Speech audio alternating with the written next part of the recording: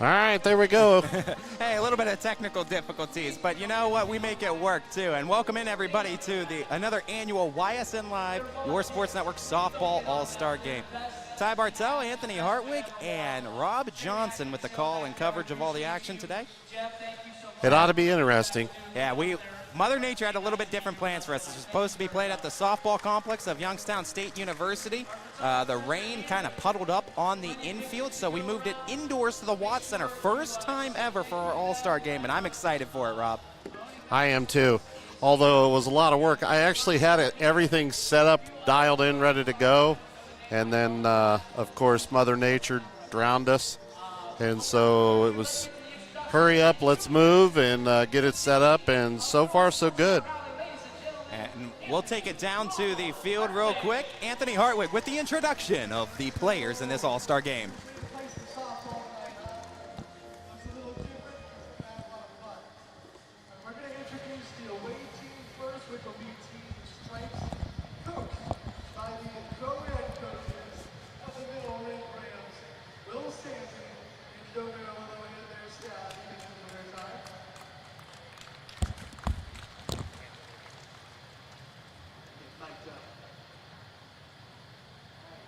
So now we'll start this on in alphabetical order based on what team they are representing. From Archbishop Hogan, Graceland Schultz. From Austin Town Fifth, Kylie Folkline. Also from Austin Town Fifth, Abby Toast. From Badger, Samantha Bradbury. From Beaver, Olivia Peabody.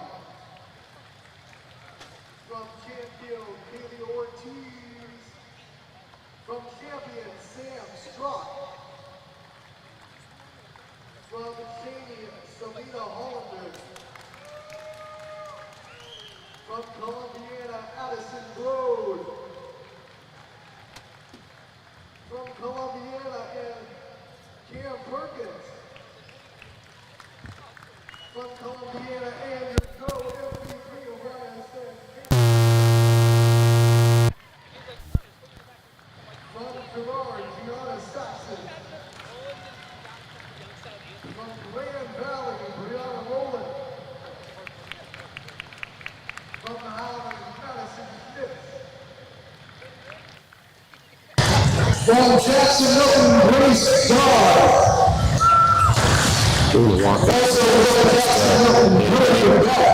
Or at least one me too? Yeah. From Jefferson, Elena Harris.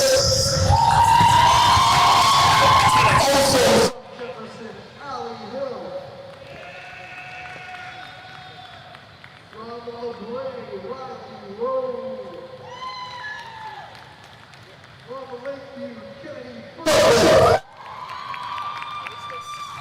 From Liberty, Sarah Seaside. From Louisville, Addie Campbell. Also from Lawrenceville, Leah Clovis. From Mayfield, Abby Marker. From Middle Ridge, Maddie Corberry. Also from Middle Ridge, Megan Haney. Also from Middle Ridge, Mary Mariano. And one last Middle Ridge that we ran against Sullivan City. From Perry, Aaron Rogers. From Poland, Leanna Boscheri. From Ashtabula St. John, Maddie Holler. Also from St. John, Ryan Fraser. From South Lane, Sophia Brogan. From Southeast, Morgan Muskie. From Southern, Kennedy Lewis. From United, Chloe Angelo. Also from United, Callie Coos. From Waterloo, Tristan Terror.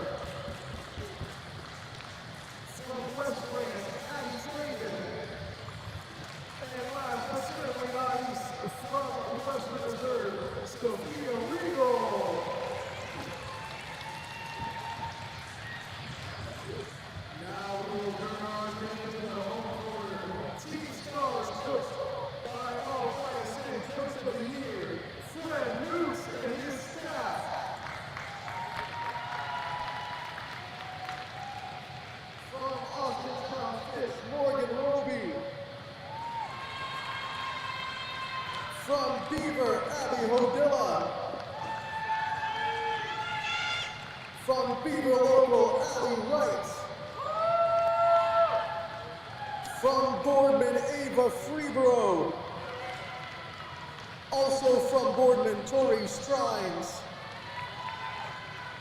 Also from Boardman, Alex Ward. Also from Boardman, Ellie Weimer. From Brookfield, Madison Obermeyer. From Camel Memorial, Mylena Williams. From Canfield, Leah Figueroa. Also from Canfield, Cam Rita. Also from Canfield, Alexis Johnson. From Cardinal Mooney, Giada DeSantis. From Conneaut, Ella Borowski. From Crestview, Brenna Figley. From East Liverpool, Trinity Pearson. It takes the check. From Edgewood, Lucy Polillo. From Heartland Christian, Natalie Burrow. From Howland, Bree Dieter. From LeBray, Leah DeArmond.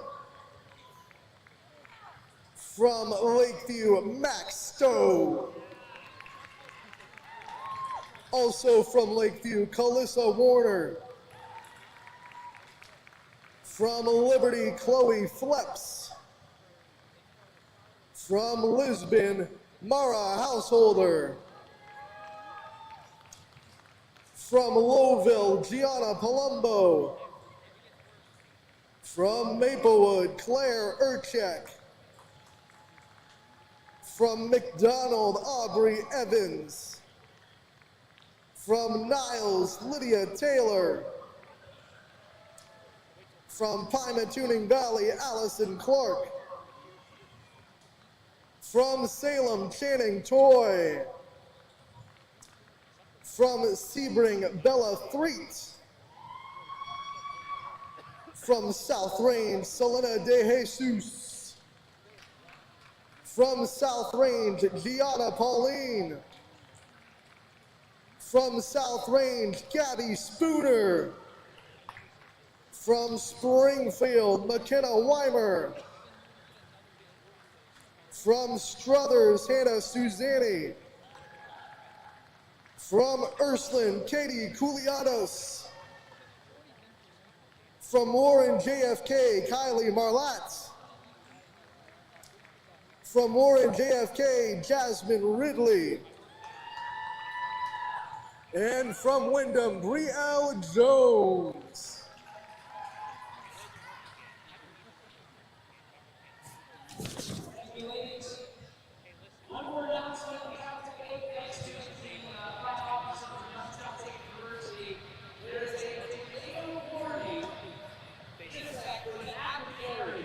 So we're telling you from 6:45 to 7:45, just in case you get anything worse. If there is an issue, if we need to seek shelter, anything against that back wall is where we're all going to go. Okay? Everybody got it? Play ball.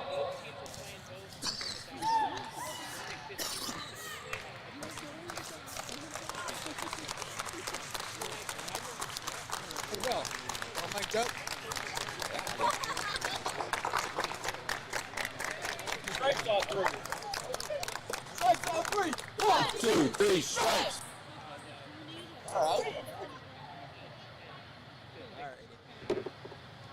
Amidst all the craziness and all the announcements you can imagine in the span of a few minutes, too, we're about ready to play some softball, too.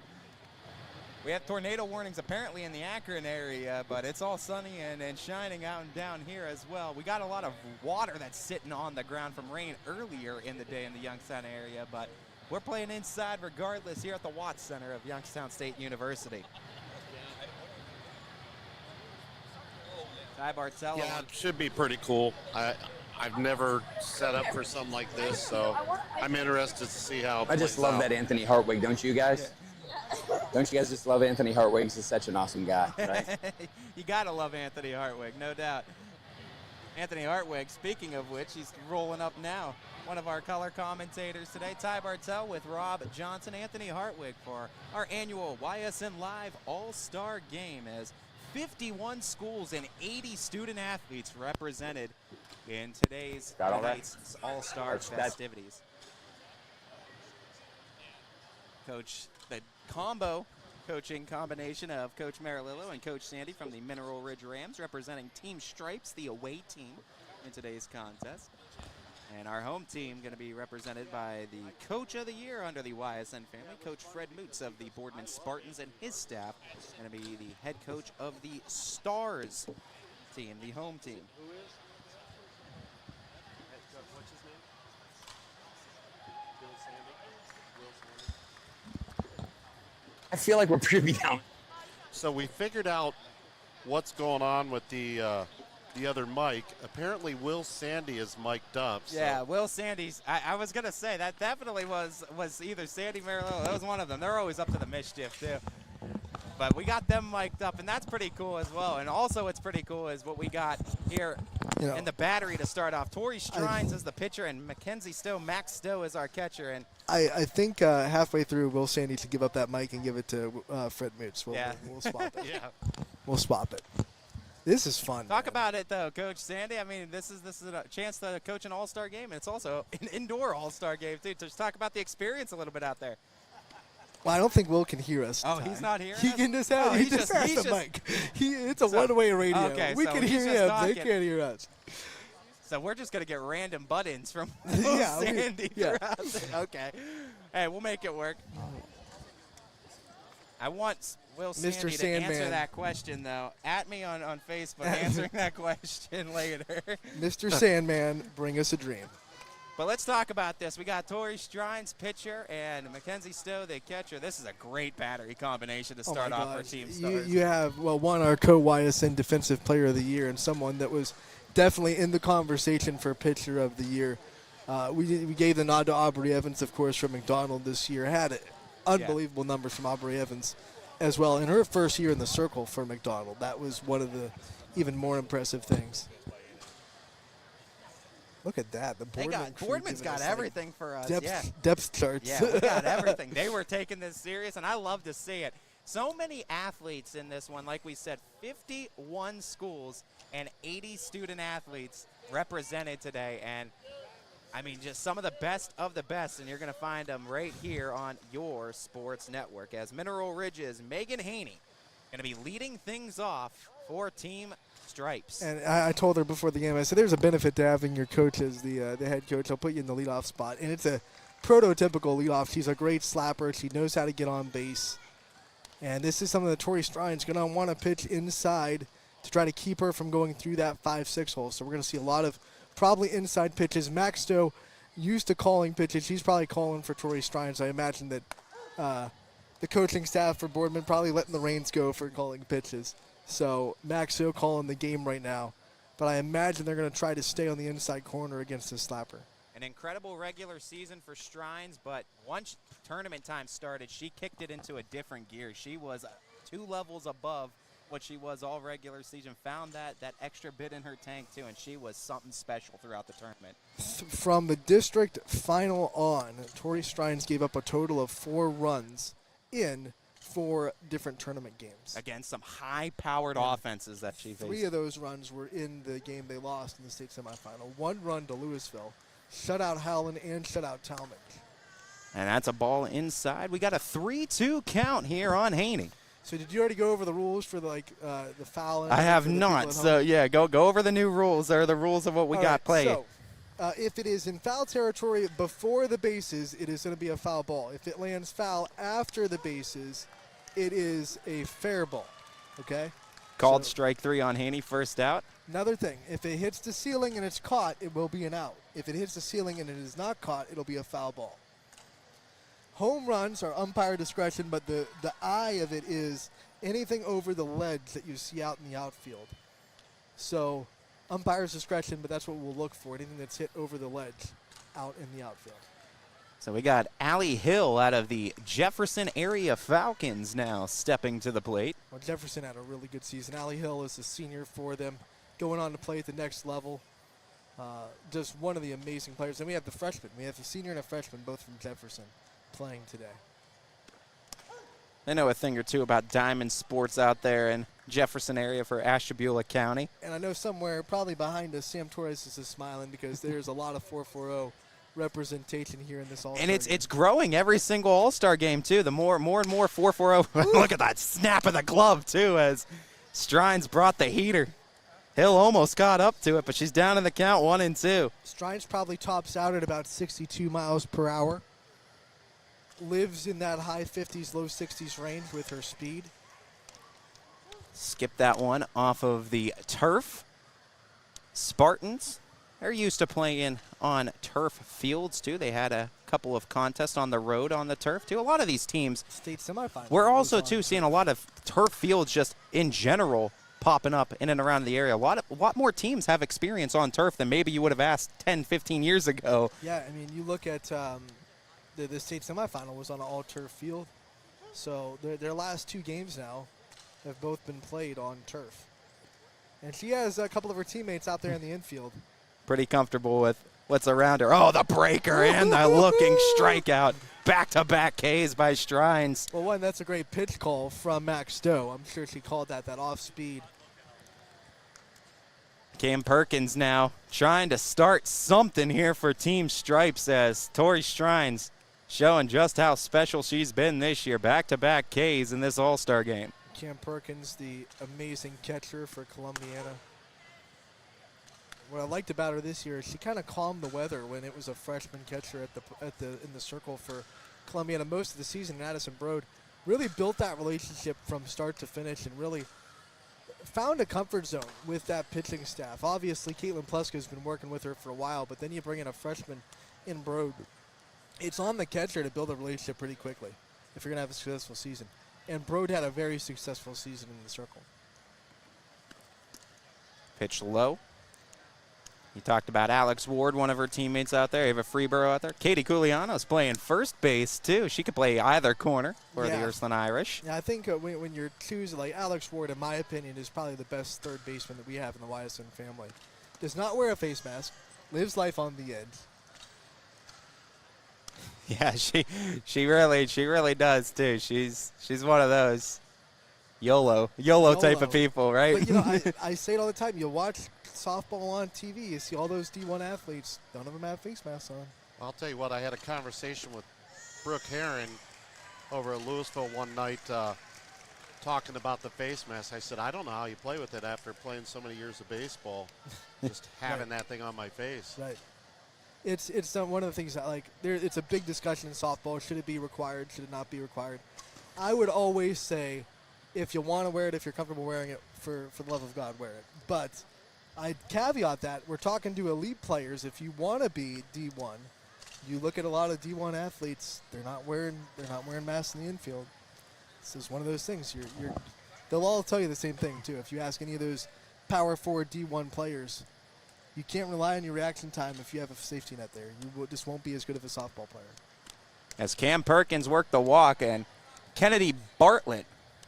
Oh, there's a little gap in the net, too, that Max Stowe has to deal with. The backstop is not And close. Rob Johnson just really got tense when he saw that one get fouled back a little bit. I've pretty much got all my cameras exposed, so we're going for broke tonight. Rob, Protect the cameras, ladies. Are you allowed to help, or is that a live ball that you have to? We're playing it off the It's hop. banana ball. If Rob catches it, it's an out. It's 2 outs, I think, if Rob Barehand catches it. The ball gets away. Perkins down to third. Nice heads-up play by Cam Perkins, showing off the wheels. And you talk about wheels, that's exactly what's at the plate. Kennedy Bartlett.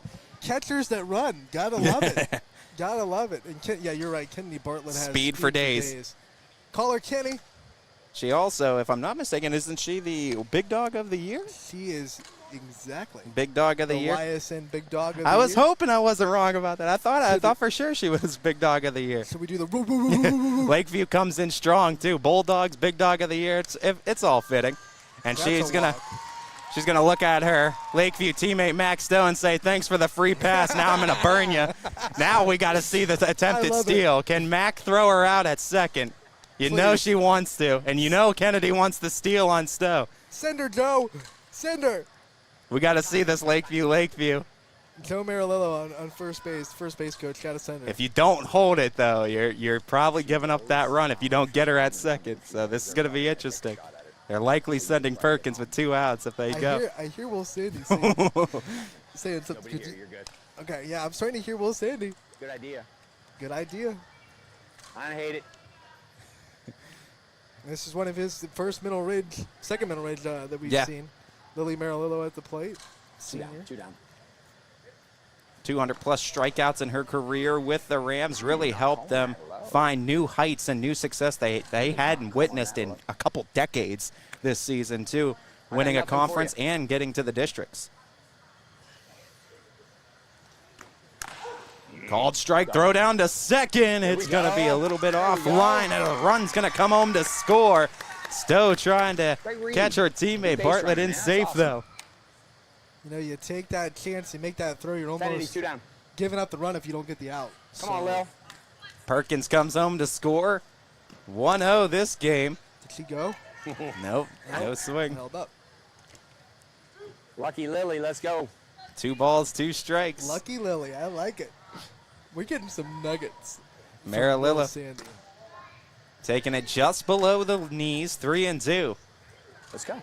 So after getting back-to-back strikeouts, a couple free passes, come back to get a run across the board for Team Stripes.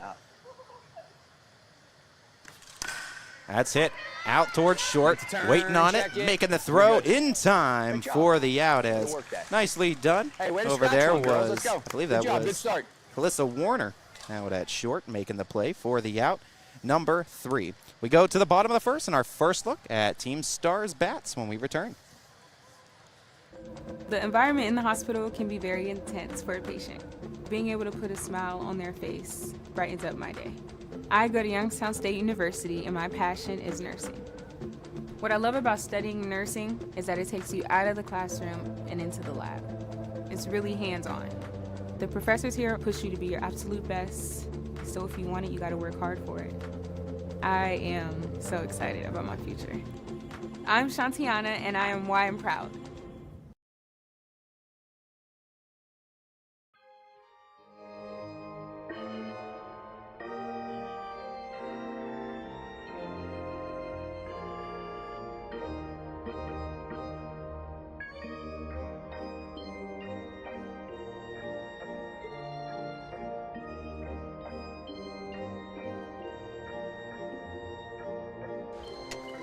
And welcome back, everybody, to the annual YSN Live All-Star Game for the sport of softball.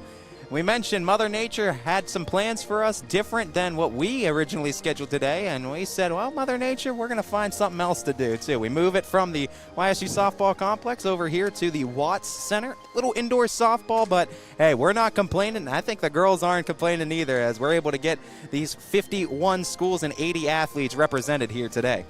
Yeah, it's a real one. Thanks to YSU. I mean, we Absolutely. can't say that enough. Because Absolutely. we did not initially ask, like, hey, can we go to the Watts Center? They put that up as an option. When we called them and we like, hey, we're at the field. We're hosed, right? Like this field, it got wet in a hurry. They said, we want to go in the Watts Center. We're like, absolutely, we want to go in the Watts Center. Let's do it. So forever grateful for YSU for opening up their doors for this. And I am forever grateful for being able to see the amount of pitching talent that we're going to see today. And Riley Rowe is one young lady that I believe still has so much more potential to hit her ceiling. And I don't think she's even close to it. And she was dazzling this year as a pitcher. And, of course, still as a hitter, too. Yeah, but I was about to say, Rowe broke the record for LeBray for home runs in a season. And so I still don't think she's hit her stride yet. She has so much more that she's going to do in this sport. I also love these LeBray looks, too, these the gray pinstripe looks. As a first pitch, and it's a ball. They scream America. America. As batting for Warren JFK, Kylie Marlatt. Marlatt will take a strike, 1-1. both these coaches asking when the players out here, who's a slapper? And then putting that one right at the top of the lineup. It's like they're smart and they know what they're doing. Both of these coaches, both of these coaching staffs winning conference gold for the first time in a couple decades from both sides, Rams and Boardman. So, I mean, these are two coaching names, too, that have been there for a while. And really, two coaches that if you are newer in the world of high school sports and you want to look to two guys on how to kind of turn a program around, how to kind of start building it up, I think when you look at what Coach Marilillo and Sandy, that combination's doing, and, of course, what Coach Moots is doing with Boardman, those are two perfect and prime examples to kind of look at first and foremost. Yeah, there were a lot of softball teams that did things for the first time in a while because Lakeview, they went to the state semifinal. That was the first team that for Lakeview that ever went that far in any sport. So they were the first. For Hey, nothing hurt, Rye. You're good. Marlatt gets the walk. Coach Sandy and them convening, saying, Jeremy Atkins Hill not liking the low strike, Anthony. Not a call that. Hey, I did not pay the coaching staff for those comments. Great, dude. And now we got the Canfield representative. Right. Good job, Joe. Good pitch. As Alexis Johnson swings and misses. He got Johnson way out in front of that It's ball. hard to see in here, man. Johnson, Even when they were throwing him in, I was like, oh, man. Canfield representative. I love those pinstripes too. Yeah, this is a very There you go. Good pitch, kid. Way ahead, Rye. very me personal stickler thing because I have to get the pictures right. So most pictures when Canfield's wearing these uniforms, the numbers are only in the back, and I can't see numbers in the front. And I'm like, is this the person I'm looking for? Where are we Is at? it, like, so I appreciate when numbers are in the front and the back. But other than that, beautiful uniform from Canfield. I also appreciate Addie Craven over at third base. You talked about good players at the hot corner, too. She's another prime example of that from West Branch. Yeah, Addie Craven has been in this All-Star game now. I think this is her third consecutive season that she's been invited to it, playing at the next level. Josie Milliken was also invited to this game. Had to miss last minute, but unfortunately, I should say fortunately, still able to get a West Branch Warrior here. There's a swing and a miss strikeout, and Riley Rowe racked up quite a bit of those, too. And Joey Marilillo and Will Sandy were talking about that, too, with me, and how excited they were to have Riley Rowe because she struck out 18 Rams earlier this season, so they were excited to have Riley on their team. Can we get a camera on this photographer? These photographers, I see Brad. They're in the danger zone. They don't care, man. There is really. no way that I'm sitting He's sitting 5 down. feet. He's right there. He's not even looking. He's going to get blasted. Giada DeSantis up to bat for the Cardinal Mooney Cardinals has a ball and a strike on it. Especially with a righty. I mean, if he's late on anything, it's going right to you, my friend. 100%. Good night, sweet prince. Riley Rowe fires low. The photographers did not sign a waiver either. Marlatt takes off and Players steals.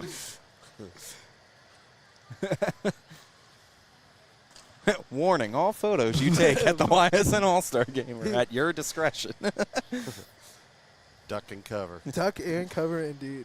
Riley Rowe throwing gas. And Look at she'll that. right up the ladder.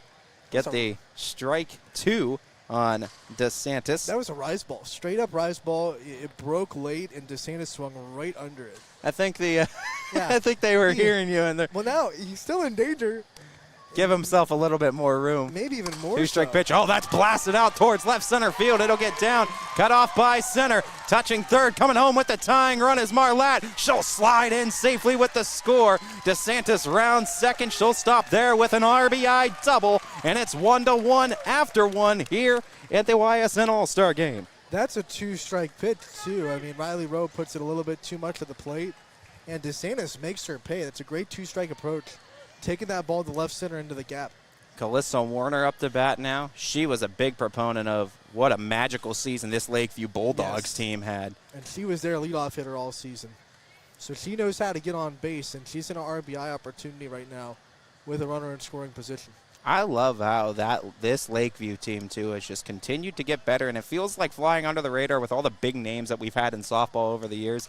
Lakeview has just quietly gotten better each and every single year, and they broke through, got to state Final Four this year, and what a story for these Bulldogs. But I know they're still, all the ones returning are very hungry to get back to that stage. Every year they take the next step. You know, last year it was... That's ripped out to left center field. It'll get down, go all the way to the netting. Go-ahead run coming home to score into DeSantis. Warner stops at second, back-to-back RBI doubles by Team Stars, has them in the lead for the first time today. All with 2 outs, too. So this is an impressive 2-out rally. That's similar to what we saw, too. Back-to-back strikeouts on the top of the first, and they got their first run it with 2 outs. You saw 2 dings. I don't think it has anything to do with our game, but 2 runs, 2 dings. I like it. It's like the coin that goes off at I had nothing to do with the that. ball game. Yeah. Rob Johnson actually tapped into the sound system here at the Watt Center. And I've tried a lot of things. he's That wasn't one of manipulating them. it. The great and powerful Rob Johnson. Pay no attention to the man behind the curtain. Called strike there. Hey, I'm just glad we have a stream up and running right now. For real. For real. Jasmine Ridley, the other JFK representative. Yeah, I mean, the Eagles, one of those under-the-radar teams that had a really good season, good enough to get 2 representatives into this game. And Jasmine Ridley, the impressive freshman for JFK. Rowe trying to get out of the inning. Team Stars with a 2-1 lead. The pitch, that's hit on the ground. got past Out Rowe. to short. Going to be a play overthrown, and Ridley going to be safe at first. Coming home to score is Warner, and the error will help one score. 3-1 Team Stars. Yeah, once that ball got past Riley Rowe in the circle, it was going to be a real tough play for the shortstop to run up and make that play on the run. Just couldn't make a good throw with the feet set. So that ball, I mean, it was a tough play for Rowe, but I think once it gets past her, it's a really tough play to make.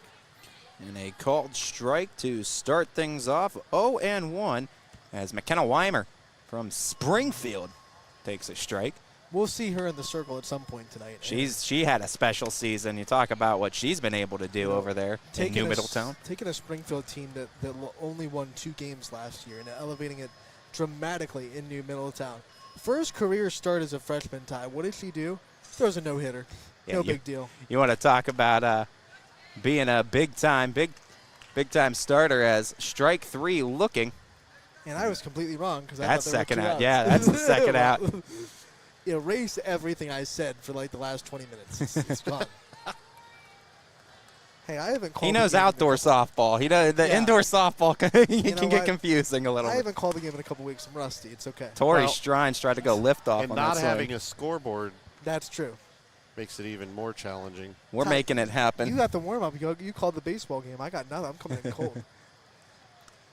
Tori Strines tried to put the bunt down. What? Went too far. Tori Strines bunting? 0-2 the count on Question Strines. Runner at first. 3-1 Team Stars in front. All right, Tori. Yeah, great. Strines gone swinging as Riley Rowe comes back with a couple Ks to end the frame. Gotta make the long walk 3-1 down. Stars in the job, lead good job, after good job. one. Let's go. We go to the top of the I second. have no Team idea. Stripes trying to get some runs. At Greenwood Chevrolet, every mile tells a story. They tell a story about how hard we work, the experience we have, and how driven we are to go the extra mile for our customers and our community. At Greenwood Chevrolet, miles aren't just a number on the dash. They tell a story about what going the extra mile really means. Let us go the extra mile for you, only at Greenwood Chevrolet.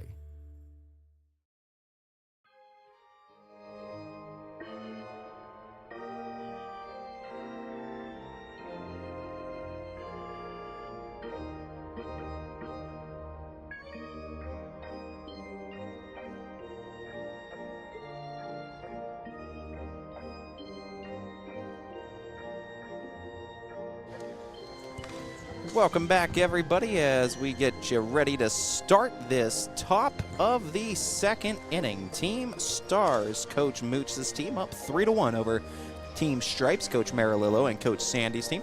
Ty Bartell alongside Anthony Hartwig and Rob Johnson with the call of this annual YSN Live All-Star Game.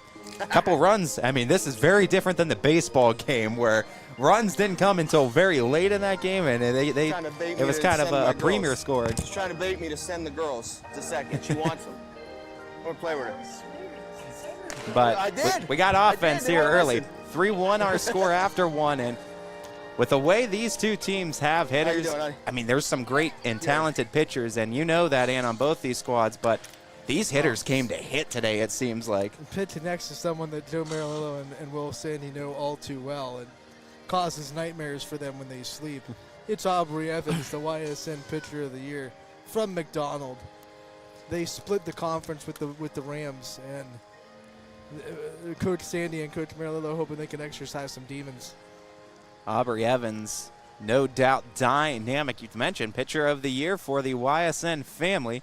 First pitch swinging, and it tips off the glove right into the hands, though. Whew. Out a at little bit of second luck. for an out. Leanna DeArmond for LeBray playing second base, able to take care of that for the out. A little bit of fortuitous bounce right there off the glove of the first baseman. Whoa, got a camera in her face. What's up? Point. Want me to point? The Conneaut representative, too, Ella Borowski, over at first.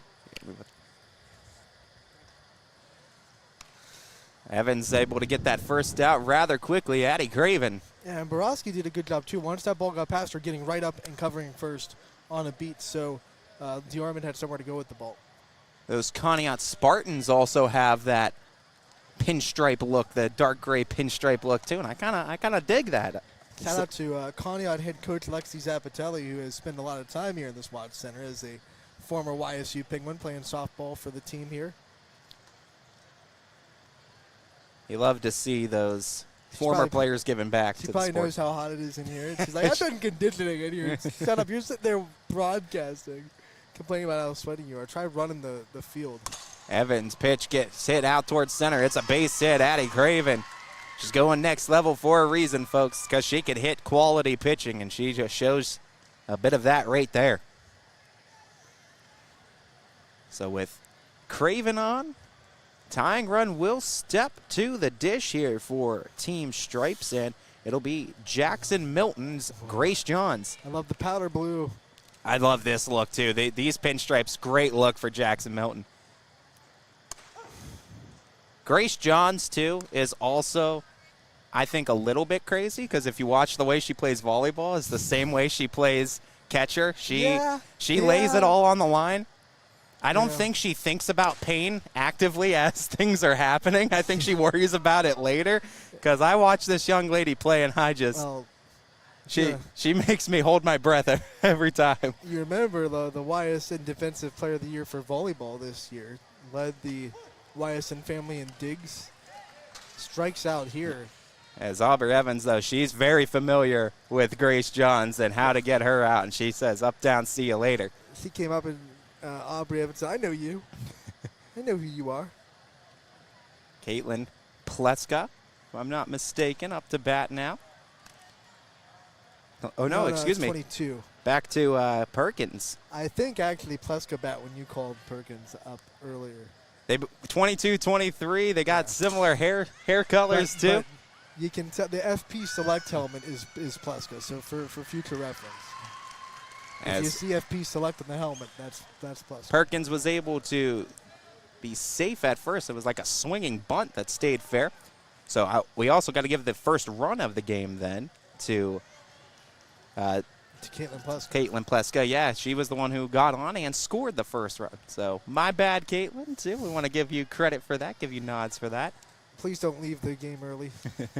Abby Toth, the Falcon representative from Austintown Fitch, up to bat now. Oh, my gosh. She You has talk about pure swings. one of my favorite swings that I've ever seen in the sport of softball. I mean, you talk about Austintown Fitch and what their offense is able to do. It's ridiculous. But Abby Toth this year, the power numbers, the production that she was able to get, astronomical. Runner coming home. Throw off the glove and scoring is Craven from third. They center, and it worked out. All right, Sandy better say something about that. Come on, buddy.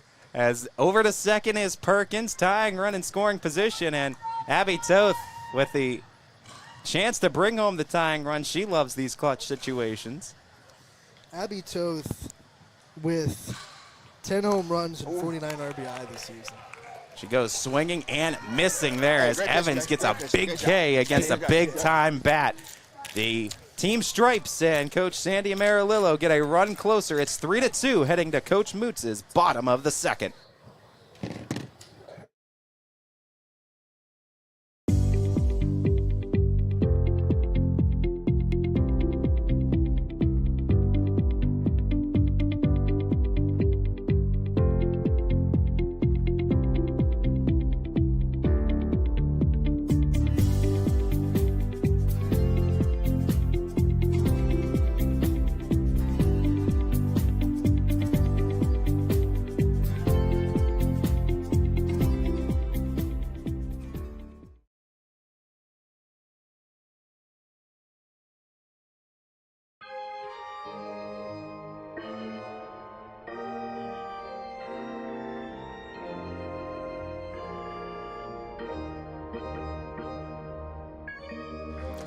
Welcome back, everybody, to the annual YSN Live Softball All-Star Game. Ty Bartell, Anthony Hartwig, and Rob Johnson with the call-in coverage of all the action.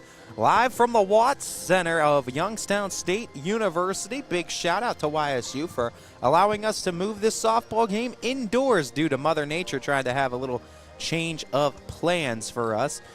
Lily Marilillo will be starting this second inning for Team Sandy and Team Sandy and Marilillo of the Mineral Ridge Rams. Senior is going to be facing off against the junior Morgan Roby of the Austintown Fitch Falcons. And I love Morgan Roby's dedication and her love for YSN. She was down in Columbus at Pick Central playing in the NEO All-Star Game this morning, and she still made it a point that she was going to be here and participate in this one tonight. And I think she played in 4 games today before coming here to play in this one.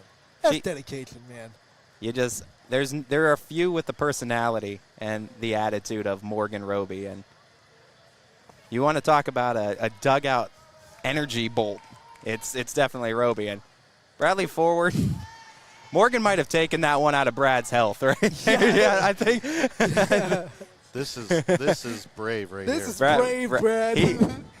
He ain't the best in the business for nothing, folks. He's risking life for those shots. Man. Roby will take the pitch high. Ball one. Now he's like, I'm getting out. Okay, good. We got it.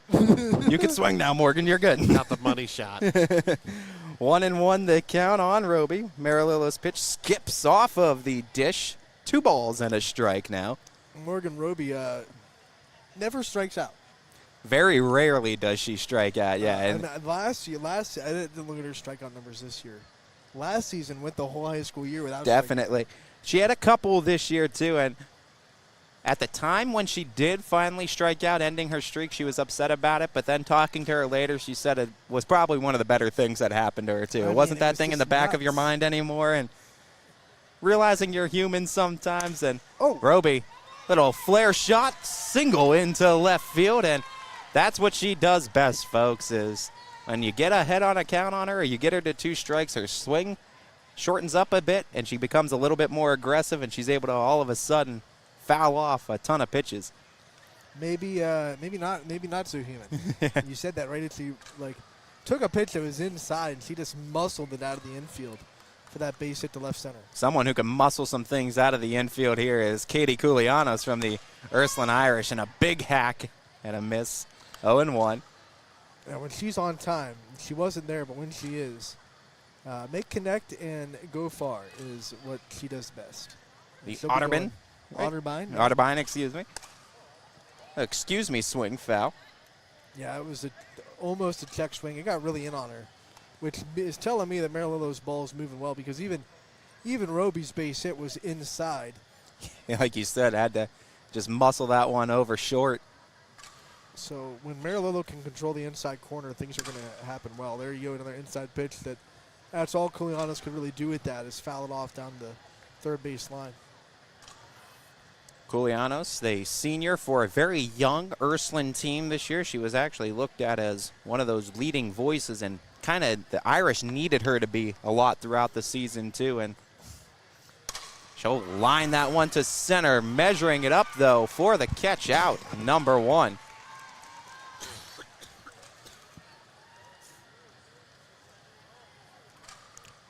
First out of this inning. That ball was tattooed, but right at the center field. It was right there, yeah. And couldn't have really hit it any stronger than they did, but making the great grab out there. Ball outside. 1-0. As Marilillo trying to post the first scoreless inning. Our team needs it because they're only down by 1 now. Just a reminder to everyone, we're playing 9 innings of softball. Not your normal 7. If you're a softball fan out there, playing 9. Make sure everyone gets their at-bats and their playing time in the field. Maybe not as much room out here in the Watts to put 5 outfielders. I don't know if they're going to do that or not. That's it out to right field. Measured up and grabbed for out number 2 as Kerr from Waterloo makes the grab. Might be impossible to get a base hit to the outfield if we had 5 out there. Oh, my goodness. In this setting. As that was Mara Householder that flew out to right there. 2 down now in the inning. And now the South Range representative, Gabby Spooner. Went too far on that swing. Snap throw down to first. Abby Toth trying to hold her teammate Morgan Roby. Those two great friends at the hot corners. There's some chuckling going on over there. Those two really good friends for Austin Town Fitch. You know that Abby would love nothing more than to get that tag out applied. Past both Marilillo and Warner for a seeing eye single by Spooner right through the infield. That had 2 chances for an amazing play. Keyholed it, perfectly placed. I mean, you couldn't think of it. You couldn't do it any better. And now another Boardman representative here in Ellie Weimer up to bat. Ellie with the runners at second and first. Boardman's coach Moots' team Stars up 3-2, slim advantage. Chance, though, to add to that lead. I know Boardman didn't end that state semifinal the way they wanted to, but Weimer had a heck of a game in that state semifinal, especially at the plate. A couple of hits for the Spartans, including, I think, the only RBI of the game, knocking in Michaela Rivera, if I remember correctly. I think the AAC proved their might once again in softball conference by getting a team to reach the the state Final Four again. The NE8 and the AAC, the streak is still alive. 2 of the best conferences in all of softball. As that one takes a wicked bounce off of Werner, and everybody's safe all around, bases loaded. You got to be ready for this turf. That turf monster will eat you up. Now a big opportunity for other than maybe Tori Strines, Alex Ward might have had some of the most clutch hits this year for the Spartans. I know Addie Rudge had a lot. I know Tori had a lot, but Ward's name was right there in that mix for big-time hits for the Spartans. When they were playing Louisville and the game was tied at 1, it was Alex Ward that knocked in the eventually game-winning run for the Spartans in that great game at Kent State against Louisville. Like you said, plays without the face mask defensively. She wants to be a next-level softball player, so she acts like a next-level softball player, plays like one as well. So with that foul to the netting. She's joining Katie Koulianos at Otterbein next year. I love a lot of these schools, too, bolstering their rosters with these type of talent. I think these smaller schools are getting steals left and right from this area. Marilillo also going at the next level. She'll pitch for Teal. That one blasted up the middle and through. RBI base hit for Ward. Bring home 2. Alex Ward makes this a 5-2 game, as who else would come through with the clutch hit? You know, you called it. You gave her the mojo, and that changeup was just way too elevated. She flashed to the dugout, too. She's eating right now, and yes, she is. A couple more RBI. Every time. When it's on, it's berries and it's good, but man, she leaves it up. It's a meatball. Like I said. Yeah, that's what. They're being a little bit more critical about it, but yeah, the changeup was just too elevated. Good, let's get out of here. That's one of their daughters out there too, so they're gonna give it to her a little bit. I'm gonna first or second. Coach Sandy called the middle changeup, so that's on him. He called that pitch. That's hit out to third, nicely picked and fired to first in time for out number 3. Let's go. As able to stop the damage here in the bottom of the second, but Team Stars scores a couple more. 5-2 after 2. We're back with the third after this. No matter what time of year, it's always a great time to shop at Sheely's. Create the perfect home with a full lineup of appliances from Whirlpool. From stocking your fridge to cooking for family and friends and even cleaning up afterwards, Whirlpool offers solutions for any occasion. Whatever life brings, these washer and dryer pairs help keep laundry under control. And as always, get it all with free haul away and free local delivery. Sheely's, the best things in life happen at home.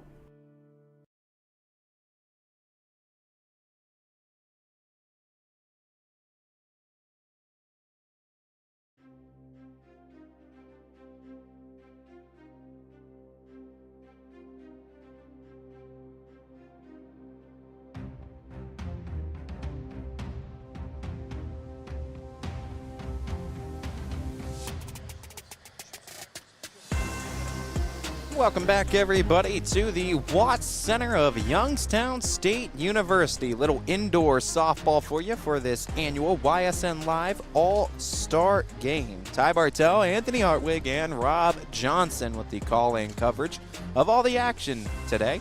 What a game it's been, 5-2. Team Stars leading it after 2 innings of play. Team Stripes trying to score for the 3rd consecutive inning in a row, and they're going to have to deal with the LeBrays, Leah DeArmond, this time in the circle. Representative of the Vikings of the MVAC's Gray Division. You're right in front of our camera. And we got the Badger representative, Samantha Bradbury. That's up to bat here to start for Team Stripes. Coach Joe getting late over there to first base. Come on, man. Bradbury steps into the box. I'm going to be out there. And a first pitch bounces into the turf. She's not here, so I don't have to. Featuring a ton of MVAC pitching here in the first few innings. Team Stripes has a strike across the dish by DeArmond. Bradbury has a ball and a strike, the count on her. Dark pinstripes against lighter pinstripes in this matchup as Bradbury lifts it. It'll hit the netting and ruled foul. 1-2 the count. 5-2. Team Stars ahead of Team Stripes as Team Stripes trailing, but looking to get this thing back to even, looking to erase some of the runs from this deficit. Runs low on Bradbury. That's a good take. I mean, it was one that broke late, so it's a good pitch from DeArmond. Just a better take from Bradbury. And a swing and a foul tip held on to behind the dish to complete the strikeout of Bradbury. 1 away.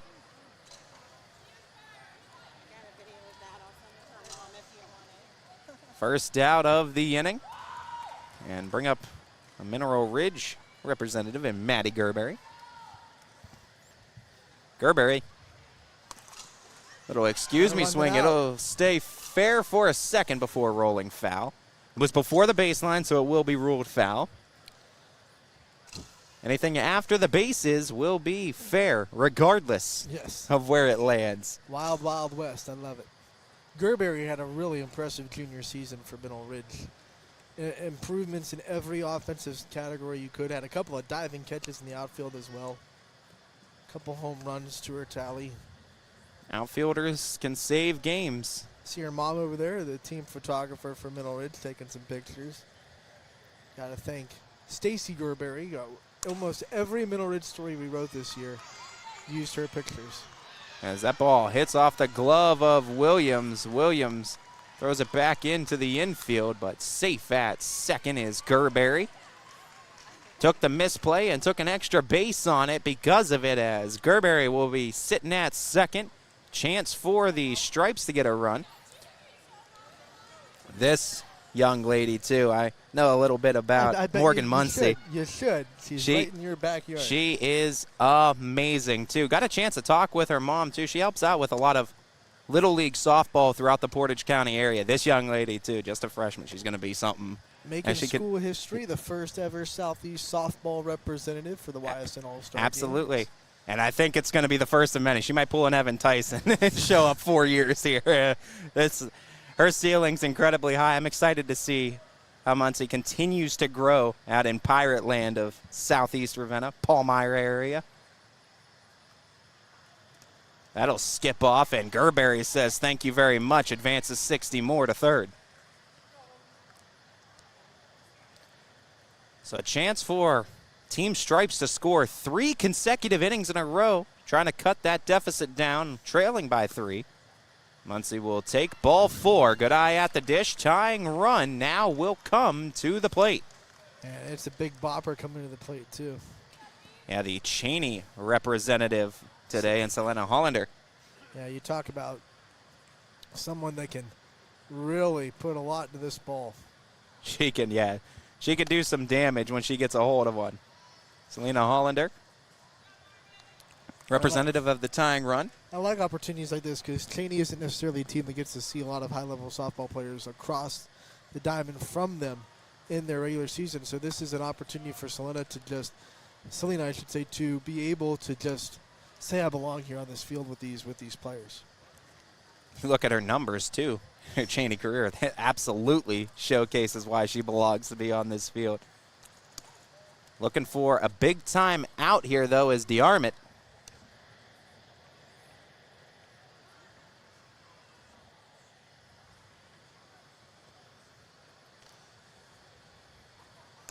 And swing and a miss. Hollander. 2 strikes on her now.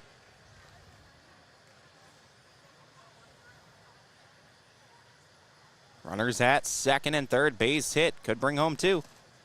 That one gets away, and backstop here very, very short. So you gotta know if you're taking that risk. This little gap here. I don't know if that'd be a dead ball or what, but count full here on Hollander. Payoff, she holds off. Ball 4, and the base is loaded. Tying run now on for Team Stripes. Yeah, I'd go talk to her, and that's what the catcher's going to do. Let's go settle down a little bit. And it comes at a big, big bat because Madison Schmitz from Howland up to bat. One of the best catches, and I saw 2 really good catches out of the AAC in the outfield. One from Jocelyn Torres, one from Madison. Let's listen to this conversation. That is kind of a nice bat. That's new. You know how they came out with the matcha and then the pink lemonade? I like that. Oh. Want to use it? Hey, hit it hard somewhere. Madison Schmitz, though, brought a popular bat, I guess. Brought a ball back into the ballpark this season. She's an outstanding defensive outfielder, and she could also put a charge into it as well. Leadoff hitter for the Tigers, and there's a big-time hit out towards center. It's going to bring home 1, and it goes over the head. Misplayed. 2 runs at least going to score. Here comes another as Muncie touches the plate. It's back to a 1-run game. Whew, you said it right on time. He put a charge into that ball. First pitch swing, and I love the aggressiveness. And Gracelyn Schultz of the Archbishop Hoban Knights taking it. You know about this girl. I know about Gracelyn. Gracelyn, great pitcher for the Knights. She can also do it with her bat as well. Great 2-way player for Hoban. Hoban winning a district in a battle against, you guessed it, Gilmore Academy. It always feels like those two meet up at some point in the playoffs. You saw the volleyball edition of that matchup as Hoban and Gilmore Academy always destined, it feels like, on a collision course.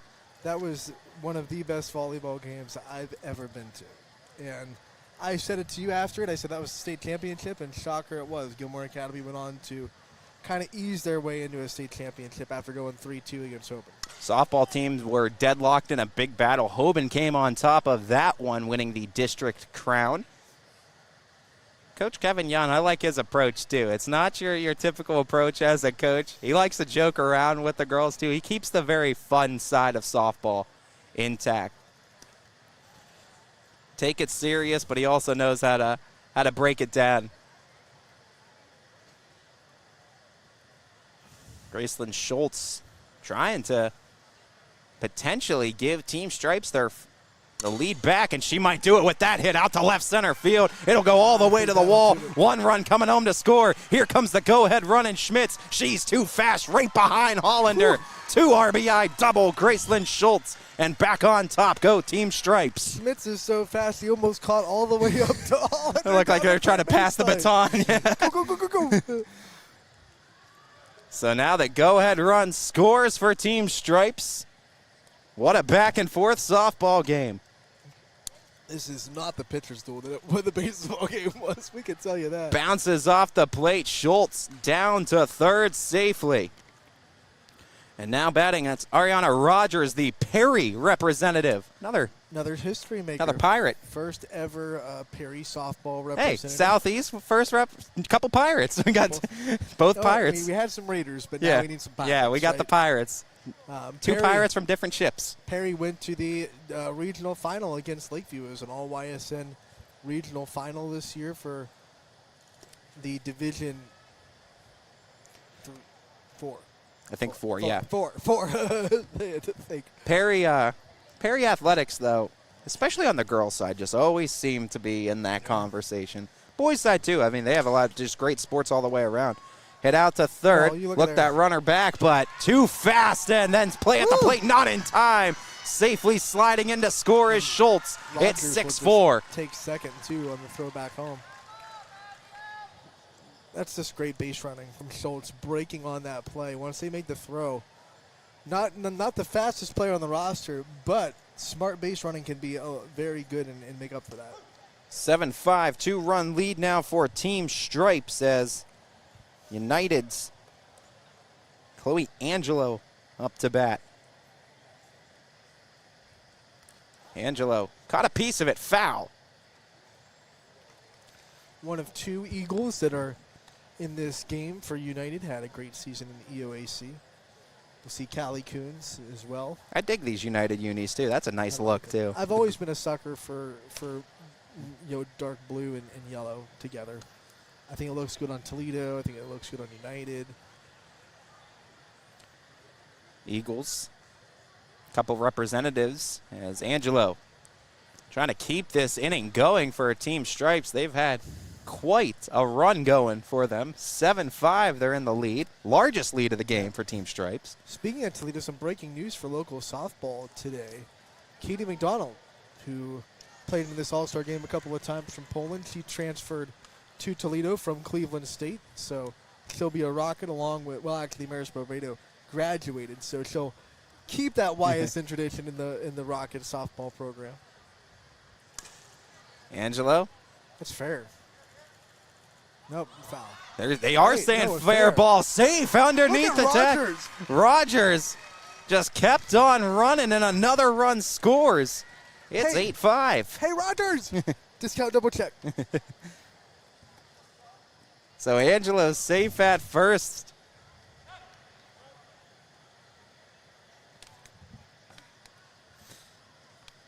I think Coach Moots is going to talk in the circle, although that had nothing to do with the armament. I thought Coach Moods might have been giving the business to the umpiring crew here. Yeah, Maybe start kicking up the pebbles That's of the turf. You know what? Moots has had it. He's Throw the hat on the ground. That's it. Have a tirade. I would love it if one of these coaches did that just for fun of it.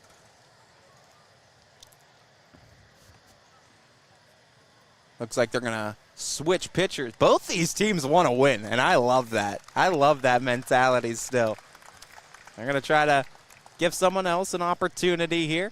We're going to see the freshie from Springfield, McKenna Weimer. And you talked about her debut being a no-hitter. She's going to debut in the YSN All-Star game here in the Circle.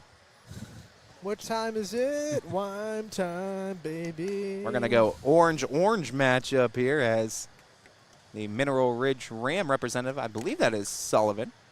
Sandy, that is up to bat currently, or going to be up to bat for the Rams. Big inning, though, all the way around here for Team Stripes.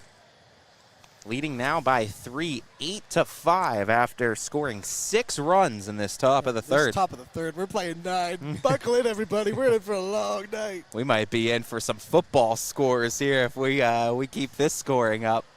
Love it. Love it. I don't think we're going to have to worry about people getting to bats. No. I think we're doing okay.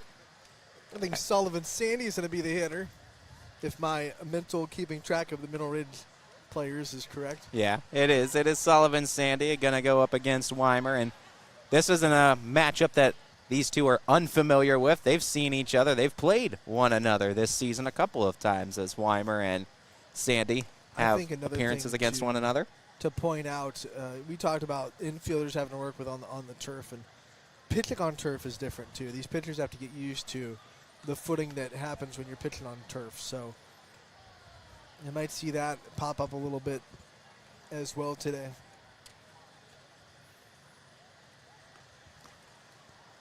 I could also be wrong, but I feel like the turf might be a little bit different than like what you see on a softball turf field. This is a different type of turf too. Yeah, this is definitely.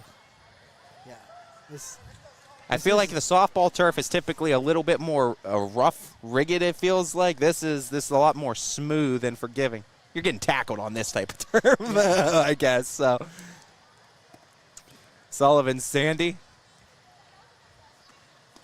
Up to bat as Weimer. First pitch, ball 1. They had the regulation football field, but then up in that balcony, they have some putting greens up there for the golf team as well, which I gotta love. You know, you're trying to get some work in as a golfer. It's raining outside. Let's go to the Watts. Nice snag. Indoor putting green. Have like the putting all-stars in the outfield for us for YSN as the softball game's going on. Weimer runs low, 3-0 here, the count for Sandy. I would not be shocked if YSU softball coach Brian Campbell was somewhere in the building.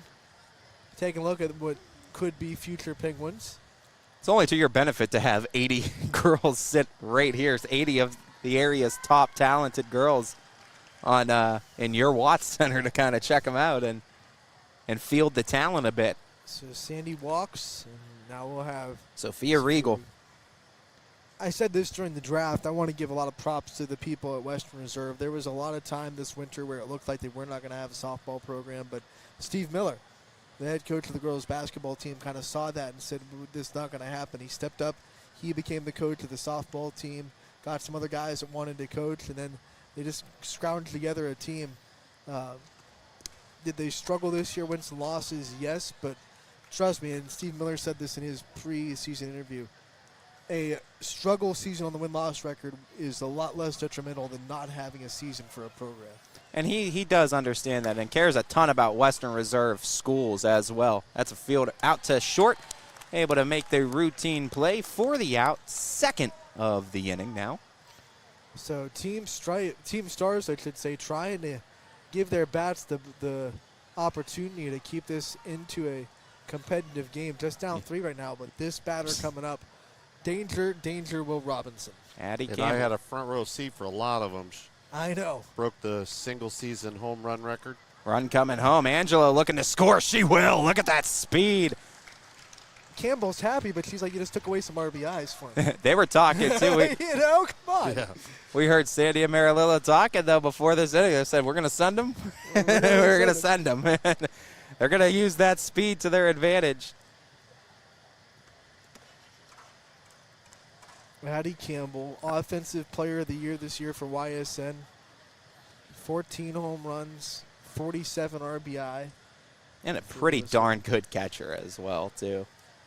Behind the dish. She was just, ooh, that takes got in one. on her. She took it off the elbow padding, though, I think. I'll tell you what. The she best is place to tough have as it. Nails. Evo Shield. She. You were telling me the story about getting surgery. Yeah, right? we were warming up. I was finishing up, setting up at the at Louisville's softball stadium, and all of a sudden I heard a screaming behind me. Here, Maddie took one to the face.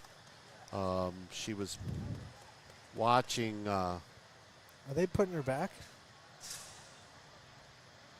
She took one to right to the mouth. Had to have oral surgery and surgery to her mouth to bring her teeth back. And 2 days later, she's back behind the plate. Well, I don't know what the call is, but they're giving Addie Campbell the bat back. I don't know if she just said, I want to swing away, forget about taking first base.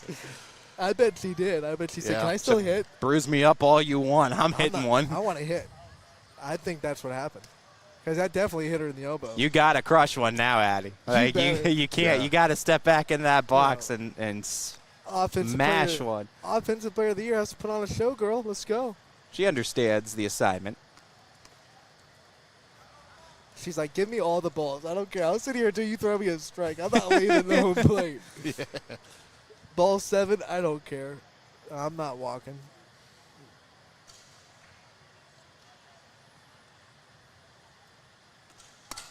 That's hit out towards second.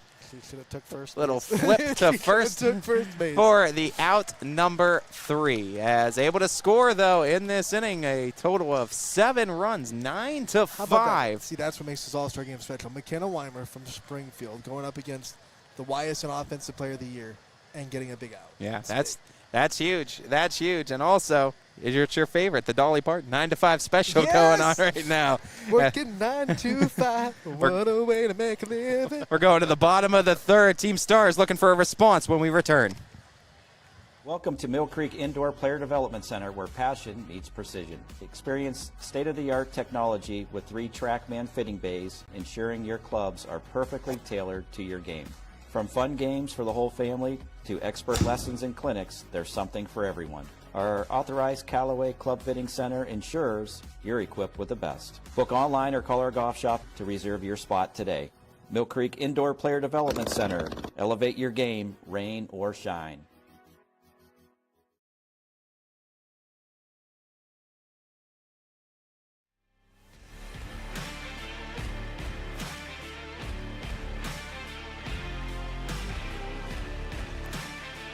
Plenty of runs being scored in this annual YSN Live All-Star Game as we're indoors at the Watts Center of Youngstown State University. Penguin down as it's been a great one. The Dolly Parton 9 to 5 special. Ty Bartell, Anthony Hartwig, Rob Johnson with the call and coverage of all the action. We welcome you in. Approaching the 7:30 mark of the a little bit off time. We were a little bit past the 6 o'clock hour because we had to move everything too. So we're about an hour into this All-Star game right now, and what a first hour it has been. A lot of offense, both teams having the lead a couple of times, and it's been a fun one. All things said, I think we got pretty quick. I mean, it could have taken a lot longer. Absolutely. To transfer everything over here and figure out. Not too many situations where you're told you got to pack and move everything from outside inside. I got to give props to DJ Yoakley because I think he made sure we got started as close to 6 o'clock as possible. Like he was on it. He was goading people out like, let's go, let's go, let's go. Well, I had that.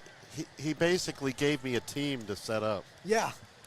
We have a lot of helpers here today. Chris Sigler is in the house, our YSN assistant GM, and our GM, Steve Leslie. I love the people lining up all around the netting here too, and it's unlike like a fencing or something like that, a wall that might get in the way. Not to say that the softball complex, great seating all around too, but like this is also not bad. That's the one thing that moving here is actually a little bit of a benefit. There's not a bad seat in the house. There really isn't. You're going to get a pretty solid view wherever you are. Well, here's something unusual. You've got Addie Campbell moving out, not playing catcher. She's moved out to shortstop. Playing out of position is what you'll see a lot in these all-star games, too. Addie Campbell can do it all, so we're good. Borowski. Double nickels. I like it. Borowski from Conneaut up to bat. Ella Borowski. First at-bat today for the Spartans as Team Stars finds themselves at a deficit. Look out. That one came back here. I know, and went through the gap. Camera's okay. We're all good. Rob Constant had a little bit of a heart attack for a second. He's fine. Rob's ready to jump in front of every one of those that comes through. As soon as we moved to the Watts, he called the insurance company, got everything insured. I'm gonna need 8 plans right now. Well, it's not so much the cameras as the transmitters. Okay. The wireless transmitters are the expensive jobs. Little peek behind the curtain there. Borowski takes the slow pitch that time, brought the breaker, it looked like. Pittsburgh Pirates fans love the number 55, of course. Russell Martin wore it for a long, long time for Pittsburgh. I like Brenna Macbeth, whether she's in the circle or up to bat, too. She can do damage on both ends. She's always asking to be or not to be. That is the question. And Brenna Macbeth. Wait, is that a Hamlet? Yeah. Wait, can someone I think that's Hamlet. I think, yeah. Yeah, that's not Macbeth. You tried. I am Whoa, not. clip off the camera. Whoa, Gary. We're good. Was that Gary? No, that wasn't Gary, but that definitely clipped off the Gary. Borowski trying to take out some technical equipment with her. Said, I'm here to do damage doing for damage. sure. You break it, you buy it, Borowski. Macbeth trying to throw it by her now. Instead brought nice the breaker. pitch. Off speed. It was a little bit high, but who cares? If you tie someone up, it doesn't matter where you locate it. She really can do it all, too. And underrated, I feel like, because of the big names you see in and around the area. But for a two-way player that could hit and pitch really well, Brenna Macbeth. Part of twin connection, because her twin sister Ivy Macbeth also doing great things at Jackson Milton. I love to see Heartland Christian's Natalie Barrow, representative. More history. Heartland Yeah. Christian, first year as a softball program, bringing an all-star to this game. We're so glad they're represented well. Natalie Barrow, a tremendous softball player. I like that little purple stripe that they got going on the sides, too. You could do a lot of different things with, like, I feel like a purple and black look that might might not work. A lot of things that would work. This is one of those I like it. Simple, basic, but I like that look for the Lions. Yeah, hear me out, because Champion's one of our teams. They have purple as one of their colors. Obviously, they're purple and yellow. But what if they had a black base with, like, purple and yellow trim? Yeah. Because I love purple on black. Yeah, purple on black does have a nice look to it. Tell me, like, some lightning bolts going through, like, the black base of a Champion I want the jersey. pinstripes to be like little mini lightning streaks instead. Yes. Like the pinstripes should be lightning streaks for the flashes, and that would be awesome. It doesn't have to be like too much. You just subtle lightning streaks as Let's address the elephant in the room here. Gabby Gradishar. Everyone's been asking all week why she's not in this All-Star game. She's got something called orientation at a school called Penn State University.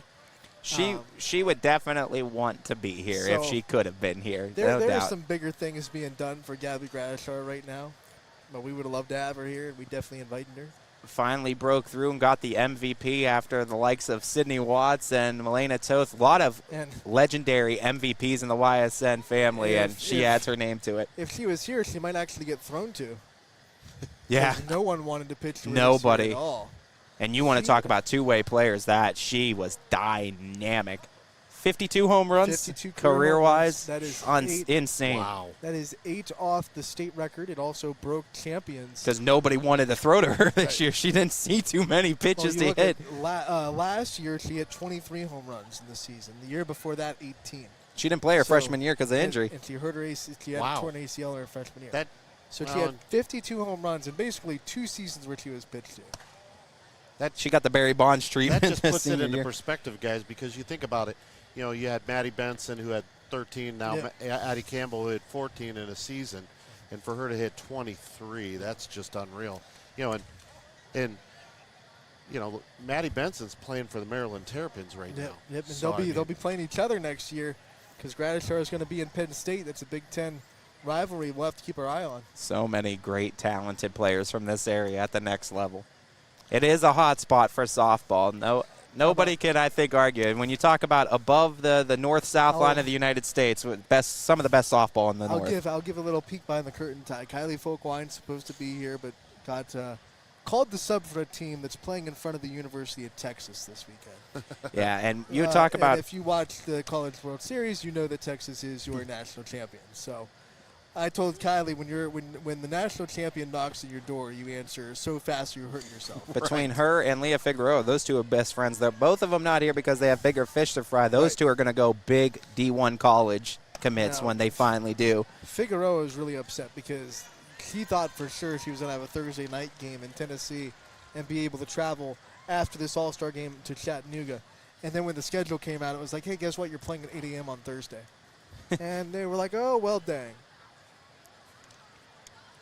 Top of the lineup, I think. Yeah, rolling back over to. No, this is what, Niles? That was Allie Wright who just struck out for Beaver local. And now, it is Niles representative Lydia Taylor. Their uniform, when a quick glance, look a lot like JFK's. They do. They have a very similar look. Red top, blue pants. But Marlat's a lefty, so. As Taylor, 1-1 the count on her. You talk about Niles' program making strides this year. They're not a doormat anymore in softball. And players like Lydia Taylor are a big reason why. As Taylor. when Niles did in all the major girls sports, what they did in basketball this year, volleyball. They're taking the right steps. They're taking steps. They're taking steps. Niles has beautiful facilities out that way, too, so you want to see them be used to the advantage. That is a borderline strike that, to be honest, he hasn't been calling much today down low. Surprised he got that one on the corner. Ball outside to Taylor by Macbeth. I like that pitch from Macbeth, though, because you got a borderline pitch right there on the outside low corner. So now what do? You extend a little bit in the same spot. See if you can get a chase. Lydia Taylor doing a really good job not biting at that. She'll take outside as well. Now see you do the same thing with 3 balls. That's what I don't agree with. Now, the 3 and 2 count, you got to go for a strike there. She nibbled a little bit on that outside corner again. And that's ball 4. Madison Obermeyer, excuse me, up to bat from Brookfield. What a name. I love it. Obermeyer. It just sounds like you're going to mash something big.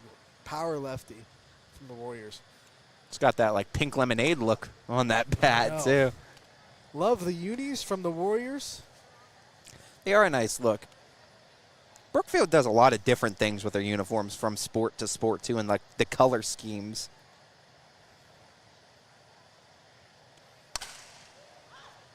Fans of OSU aren't going to like it, but it does got that Wolverine look. Yeah, it almost. does. Was it fair? It should have been by rule. It went foul past the base, so maybe a little bit. I think it. They're going to just call it a foul. Foul no ball. one ran. No one ran. Coach, I don't play. And dugout for Coach Stars is letting them hear it, too. You got to be running on that. They want the run. Heckled. Yes. I think they're heckling Coach Went Sandy. too far. Strikeout. There we go. Good job. Good job. Good job. And the third out of the inning, as well as could have had a hit there, but a little bit of rule controversy, too. Gets strike 3. We go now to the top of the 4th, 9-5. Team Stripes in the lead.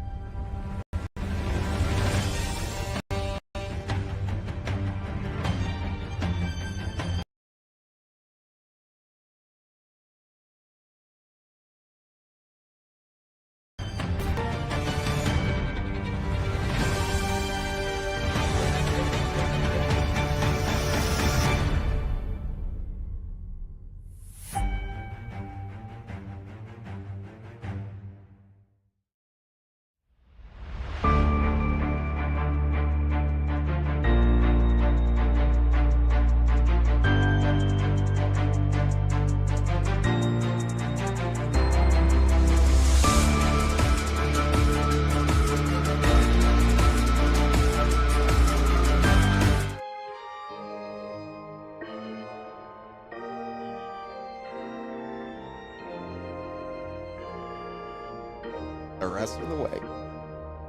Welcome back, everybody, as top of the 4th inning from the YSN Live All-Star Game for the sport of softball. Ty Bartell, Anthony Hartwig, Rob Johnson with the call-in coverage of all the action today. 9-5, first scoreless half inning we've seen today, and it was pitched by Brenna Macbeth, getting out of a little bit of a jam in that bottom of the 3rd inning, keeping the lead intact, 9-5 for Team Stripes. Whoa. That was a close one. Wicked bounce off the table, and Rob Johnson's camera survives another pitch. Somehow, some way. We live to fight another minute. We've made it through a third of the game, Rob. We're almost there. 33% and loading. We only got, 6 more innings to go? Yeah. Weimer stays on to pitch from the Springfield Tigers as Chris Kerr of the Waterloo Vikings up to bat. Let's go. Hey, Will. You gotta share the mic with Boots after the next inning. As Kerr out of the so I can Portage heckle you County a little more. You can hear me now. representatives. I coached Chris Kerr last season. What do you say, one? Call her Boog. Is her nickname. How you doing, third? Really good softball player for the it's easy. Vikings. She had a monster tournament game in their one tournament win. I think 3 home runs and 3 at-bats if I'm not mistaken. She can do damage, and she could be a difference maker. One person in a lineup, too, when she's got that hot bat swinging. She's also a pitcher. Waterloo has an incredible freshman they brought in this year to be their ace, but she took some innings off of their shoulders. And last year, as a freshman, Kerr pitched almost every inning for Waterloo, so she can do it in the circle as well. Waterloo's another one of those teams taking the right strides, too. In a couple years, they might be Coach Flaherty next year, yeah. A strong resume. And, I was going to say, her history at softball speaks for itself. So you know you're going in the right direction. A very young team. I had a chance to see them this year at Mineral Ridge. A lot of good things for Waterloo. Coach Flaherty, for those of you maybe unfamiliar with her, she holds the same weight as Coach, I feel like, Sis Woods did for West Branch, and just the longevity and what she's done for that program of the Vikings. I mean, seen the ups and the downs of them all. You talk about Sis Woods, literally the only coach that West Branch had until this year. Yeah. Started the program and went up until this season. And she's still helping out with it, too. She's never going to let it go, I don't think. She's tied with that program. She is a lifer. That's hit. Kerr out to right field. Opposite field single. Tried to go in with a diving, sliding grab. Just couldn't come up with it out in right. I think that was that Max Stowe playing right field? I love it. Let's go. And she tried to go with the sliding grab. Almost made a nice play. Kerr able to keep it in front for the single. That's gutsy to dive down the line. That's one of the softball no-nos, actually. But here in this condensed field, don't have to worry about not being covered down the line. I like the helmet that Brenna Macbeth sports, too. That's a sweet-looking helmet. She's got a sweet-looking swing, too, does Macbeth. When she gets a hold of one, it'll go a long way as well. And the new uniform this year, new number, too. She was 15 for the last 2 years at Jacksonville, now 25. Bump it up 10. Yep. All the way up to a quarter. Going. And Kerr slides in safely with a steal. Head first slide on the turf. I wonder what slides feel like on this turf. I don't know. It's designed to be tackled on it. Know. I don't know, though. Yeah, I don't know. I'm rubbing my hand against it. It doesn't feel that good. Turf burns are not fun. Waiting on it. Nice wait on by Kerr as Macbeth, a single into center. Kerr will wait at third. First and third set up to start the inning. For team stripes. If Kerr didn't have to wait for that ball to get through, she might have scored, but she had to stop to make sure that didn't hit her on the way to third. Good heads-up base running. Someone that has almost just as much power as Addie Campbell for Louisville. Some of the Mash sisters of the Leopards. Yeah, they had three girls this year that really just hit the crap out of the ball. And a perfect last name for a Louisville Leopard, right? Claugus. It's Claw, you know. You got to give her the claw. Ever seen Liar Liar? Well, she had 3 home runs in that 33-0 drubbing of Bedford. 33. We did not mistype that. It's not a misprint or a mistake. No, it was 33-0. Probably could have been a lot more. It really could have. In fact, I said on the air it probably could have been 50, but God love Rob for calling it. Swing and a miss. Yeah. Look at Weimer. Shout out to Coach Emily for calling off the dogs on that one. Weimer's got right now the Louisville Leopard hitters in knots. Light ground out for Campbell and a big swing and miss from Claugus there. Just as I say that 5-6 hole. Right between the 5-6, oh, you said it, and scored. For Weimer, that's a good pitch. It's a ground ball that finds a hole. That's just tough luck. Tried it on the diving attempt over at short was Evans. Yeah, just couldn't come up. Couldn't come up with it. Probably is happy to be at short. She had to spend a lot of time in the circle for McDonald this year, and last year when McDonald had O'Brien and McCombs both pitching as seniors, Evans was a lockdown shortstop for the Blue Devils. So Weimer, day gonna be done. She came in the last inning, ended that one too, and at this point too, and I mentioned it in the baseball game too, you're not kind of going by innings, it's more or less pitch count. You don't want a lot of these, even though pitch count doesn't matter necessarily as much in softball as it does baseball. A lot of these girls play travel ball, and you don't want to burn them out too, and you don't want them throwing too many pitches.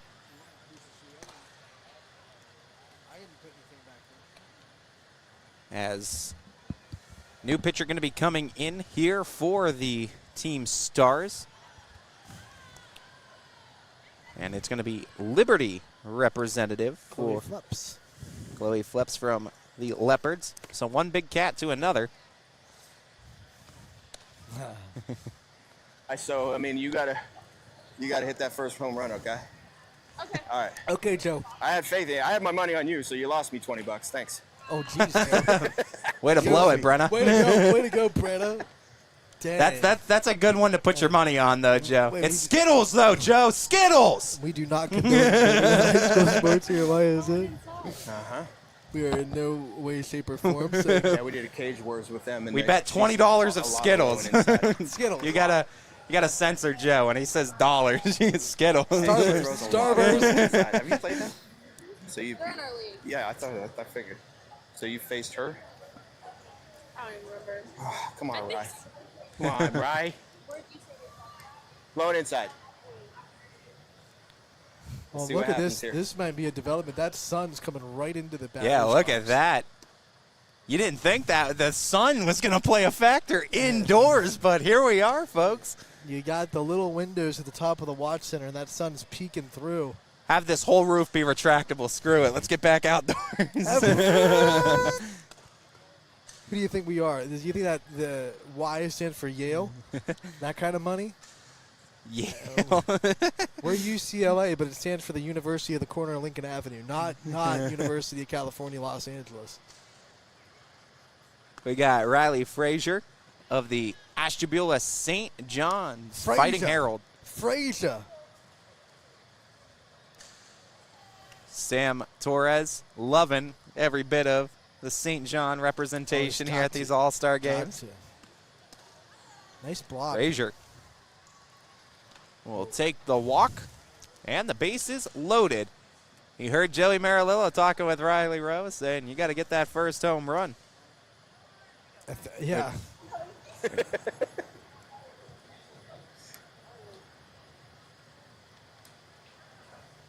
Got some Skittles on it. And ball one.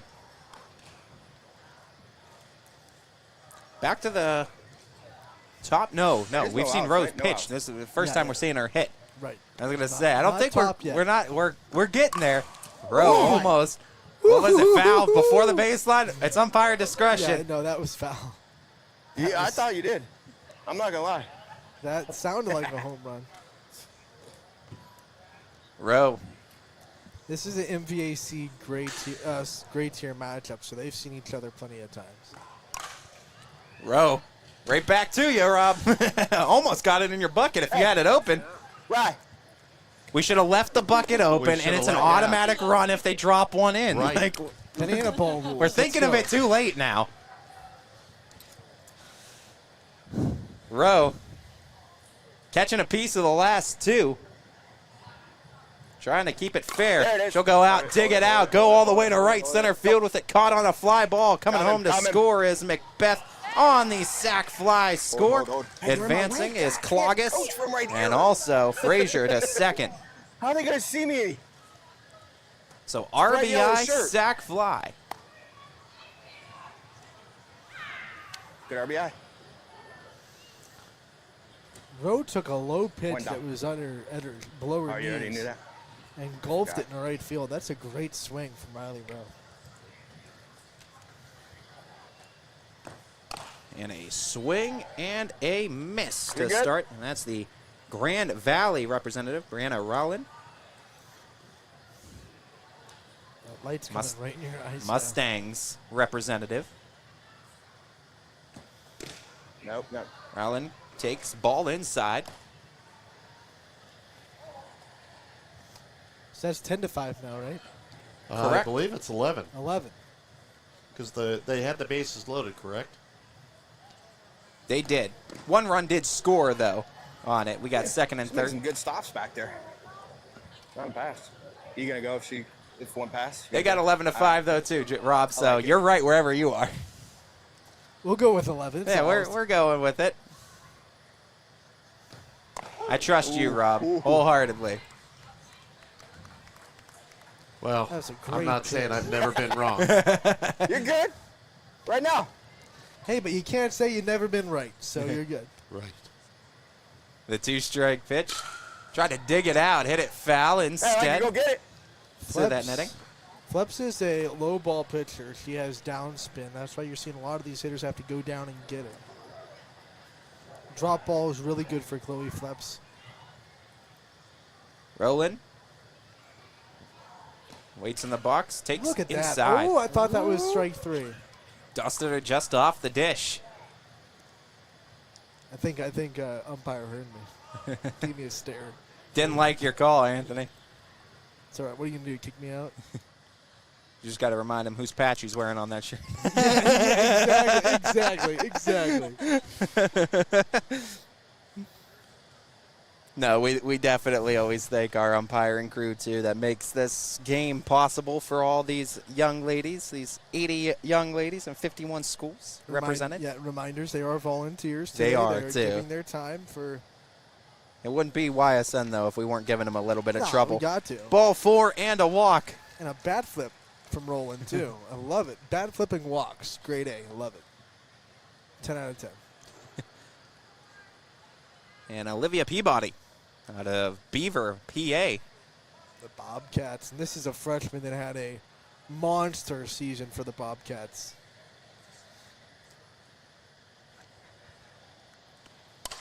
That's Ooh. it. Hits the roof. If it's caught, it's out. It's foul, though, as foul ball as it drops. Got to read off the ceiling.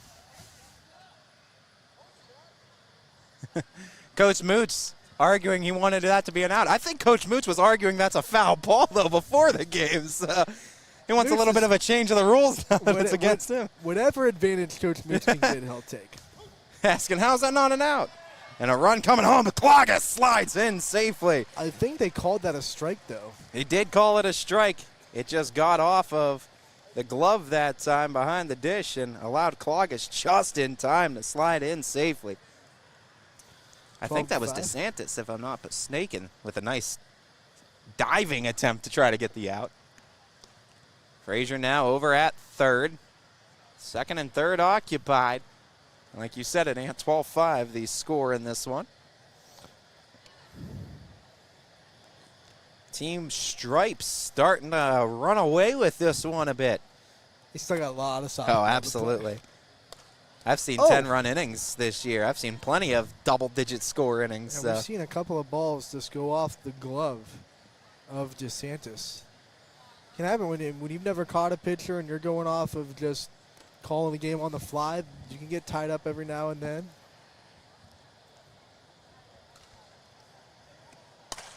That's hit, and that'll be hit foul to the netting.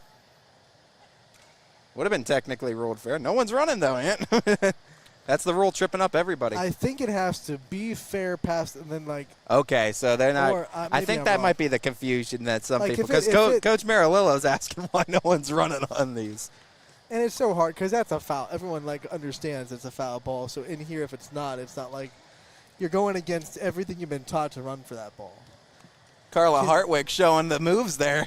little Get her a dodge. glove. Bobbing and weaving. You know, I think we should just play cricket rules where there's no foul territory. Yeah, Everything's running around the plate for runs. Everything is fair because in cricket you can hit a sixer right behind you. Anthony wants to Over see the a fence. 366 to 342 game in We're softball. we're here for 2 days. It's a 2-day cricket game, All-Star. Let's go. I do like cricket. I don't know if you've ever watched Oh, it. that one ricochets off the ceiling, and it's hit. And if it's caught, it's out. Did it. And they misthrow it. Well, They're calling that one fair, I think, Ant. I'm Hey, so confused. It's umpire's discretion. It's off the ceiling.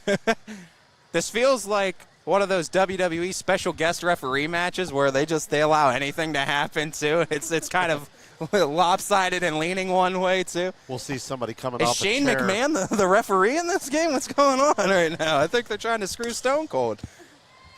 Right past the glove, just off the tip of the glove, and another run going to come home to score. Wow. And I think Coach Moots is going to Coach Stripes is up put this by a game under touchdown. I think And a Coach. safety. I think Coach Moots is going to have this game under protest. That one hit out towards right center field. It'll be caught for the out. Is that 2 outs now? That is 2 outs, and giving it a ride, though, was, I think that was St. John's, Matty Haller. Now we're going to South Range, and someone that's very dangerous at the plate. We know that. As the Raiders representative, they got a lot of Raider representatives. Sophia Brogan, though, the only one on Team Stripes. The other 3 across the way with Coach Moots and Team Stars. And Selena De Jesus came today directly from a camp at John Carroll. So I think all the Raiders, too, were wearing different unis and different forms of that South Range look. I think they're all. I know I saw Spooner in the burgundy and yellow sleeves. And Brogan's in the burgundy and yellow sleeves. I like the ones that have changed it up a little bit, yeah, too, more different looks. I haven't seen Pauline yet, what uniform she's wearing. I think Columbiana had 2 different looks. Wearing two different looks. Well, I like the other night Cooper Rice busting out the throwbacks. Oh, yeah. I like any kind of throwback look. Throwbacks from several years ago, actually. That's what we told them. Whatever high school uniform you want to go into the locker room and say, I want this one from 1975. Take it. That Brogan name's been in South Range lore for a long time, and a lot of talented players coming up through the name Brogan, too. We remember her sister Kiara Brogan as well.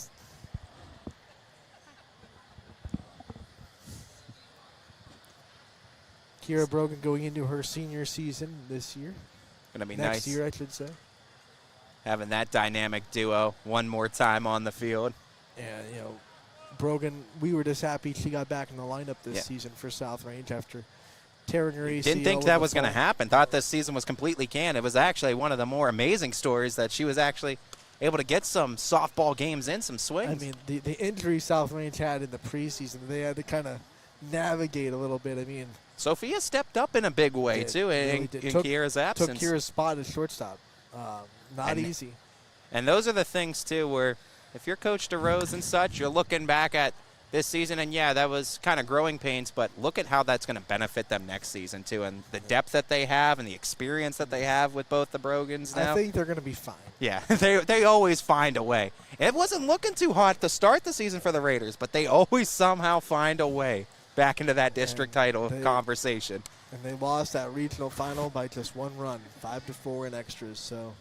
The girls are being very generous to you in that camera back there, Rob. That camera's got to see some wicked shots coming its way, too, with the foul balls. Right into your living room. Literally.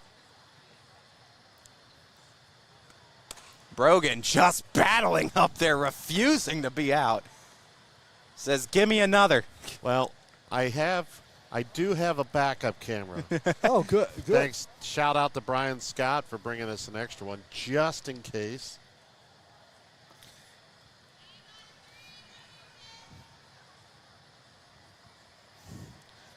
Brogan with the nickname Mud.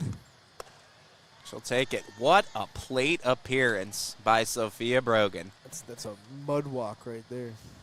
Fouled off, 4 or 5 pitches before she was able to work the walk. Break out the clipper clap, Ant. Got to. Addison Broad. Try still home. I was hoping that someone would pick it up with Good me. idea. Coach is down there calling for a stealing home. Broad will take a ball. You gotta. I think you had that one. Think you had that Are one. you kidding me, Will?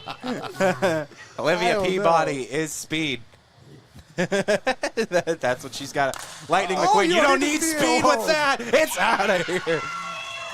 It's off of the netting. They're going to say not out of here. They're going to call that log single. Come on, she got to give that out of here. Thumbs down. Hey, Blue. Hey, what are you looking at over there? That was like way above. Marililla got to give it to him. That was way. Way like a foot above Mac.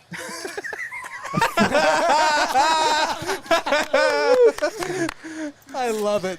Hey, we got the call, too. We got it. That's why we mic people up right there. That's exactly. Oh, Sandy's got to get his piece, his 2 cents in now. I think, Oh, now Marilillo's going to double He's not team. They're going watching. 2-on-1 now. What's going on here? Rock, paper, scissors if it's home run or not. Head coaches rock, paper, scissors for a home Where run. you hired these umpires, man? Like, where They're you get this- volunteers. Oh, all right. That makes sense now. Oh, you said you're a volunteer. I said it makes sense now.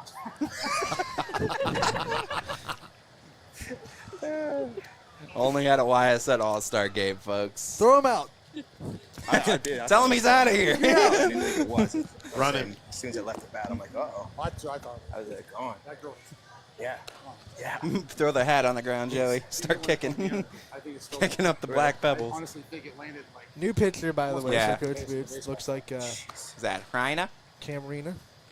Is Good Lord. Canfield, she came I on don't know too, if it and would've been better she was outside or getting in here, spotted right? I'm thinking starts outside too still. throughout the season, and really came on know it's as hot out one there, of the but at least we get a dynamite breeze or pitchers something. towards the There's end of the nothing. year for the Cards. As Rena will take over. And you want to talk about a young lady too that People walking in. I don't feel know. like had highlight play after a highlight play. If I'm not mistaken, that's Abby Hodilla What do you say, kid? Odilla. out of Beaver. Odilla. And Hodilla, she had that amazing play at home where she Flying Bobcat. jumped over. She and also scored. had a good diving catch in the catcher position that also, I think, made the top 10 one week, too. She is amazing, both sides of the ball. Plays for Athletics 18U travel team for George Trevecki. Callie Coons up to bat for United as Adilla. Shout out to Coach Coons, always a fan of the show. Watching YSN live every day. Love We're still Coach waiting Coons. on our United gear, Coach, so hopefully it comes soon.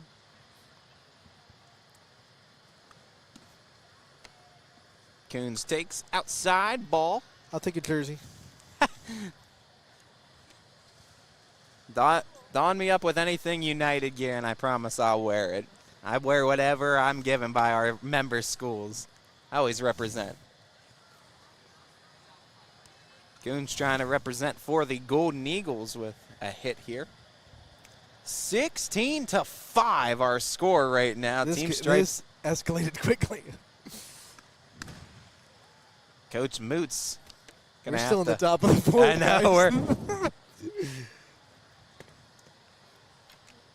We might have to pull travel rules, time limit. 9 innings. We're done.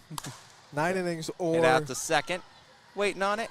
And fielding and flipping is Weimer for the out number 3. 16-5 to the bottom of the fourth we go. Team Stars desperately looking for some runs. We know when it comes to insurance, you have so many choices.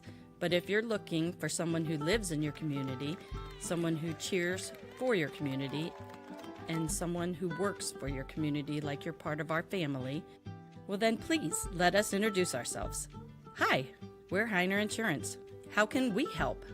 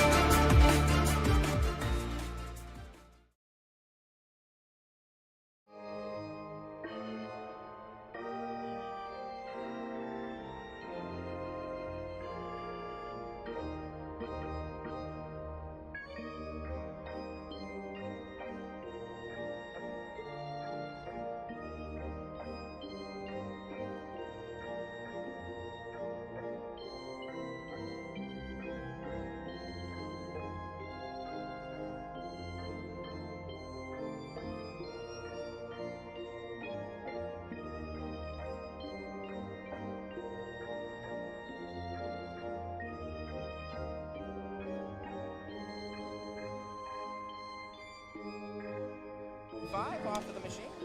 Some of these girls probably throw close to that. Oh, I guess 4 outfielders. All right. Hey, we're doing 4 outcomes. You know, when Steve Miller wears a microphone for basketball, he swears at me the whole game. Oh, he swears that, you know, it just in a normal conversation. Boots. Where you at? Hey, you got to be mic'd up. Yeah. Hey, so now you got to calm it down a little bit, all right? They're changing of the mics right now, Ant, and you're missing out on some legendary commentary by Coach Faralillo and Coach Moots. I'm going to sing. Why wouldn't I sing? Oh, it doesn't talk back? I don't know. Be careful what you say here. Listen, buddy. This ain't my first rodeo. It's my little fluffy fluff. It's my little fluffy fluff. What in the world? My little, I think he's referring to his microphone. The pop filter on it has like a fur. I think he's referring to that. Oh, look at that grab, Hollander! Are you kidding me? Look at that. Little bit of trickery by Selena Hollander. Look what I found. And works it for the first out. Which is her. And then where are we at? Hey, good swing. Good swing. Atta girl.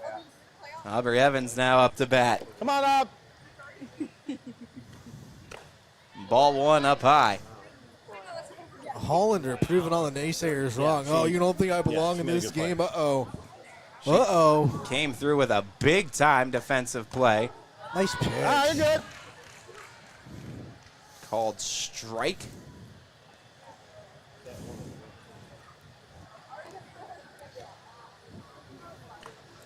Off speed. Oh, on the outside. Hollander feeling it after getting that first out of the inning. Hit out towards left center. It'll drop in that Bermuda triangle of defense. Once we talk two-strike pitching, you know. A little bit too much of the zone with 2 strikes. That's what Aubrey Evans really does well, though, too, is 2-strike hitting. She's another one of those players, too. She becomes a different type of hitter with 2 strikes on her. It's really tough to get that third one by her. And then you're in the whole hole. The whole hole. Come on, Cam. Cam Rena. Rena hits it out. Great to short. Brogan there on the little pop-up. Measures it up. Brings it down. Out number 2. Got to do more to get it past Sophia Brogan. No. They're going to do that probably toward the end. Now the Struthers representative, Hannah Zuzani, from the Wildcats.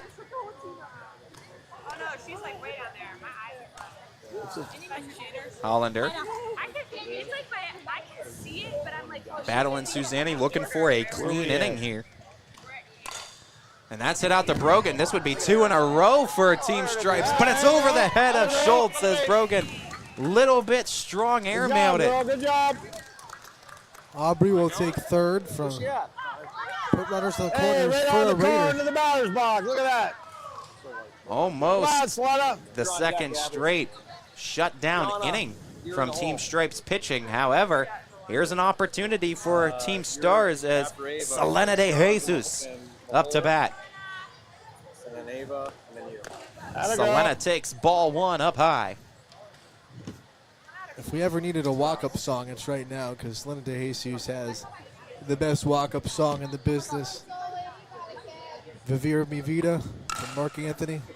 Hit out to her teammate Brogan. She'll take the out at first. Schultz there covering as able to retire as Selena is Sophia for out number 3. Back-to-back scoreless frames posted by the Stripes. Top of the 5th we go. It's a big lead for Team Stripes. Welcome to Mill Creek Indoor Player Development Center, where passion meets precision. Experience state-of-the-art technology with 3 TrackMan fitting bays, ensuring your clubs are perfectly tailored to your game. From fun games for the whole family to expert lessons and clinics, there's something for everyone. Our authorized Callaway Club Fitting Center ensures you're equipped with the best. Book online or call our golf shop to reserve your spot today. Mill Creek Indoor Player Development Center. Elevate your game, rain or shine. Enjoy lunch or dinner on the patio. Eat, sip, relax at Giangelo's in Boardman.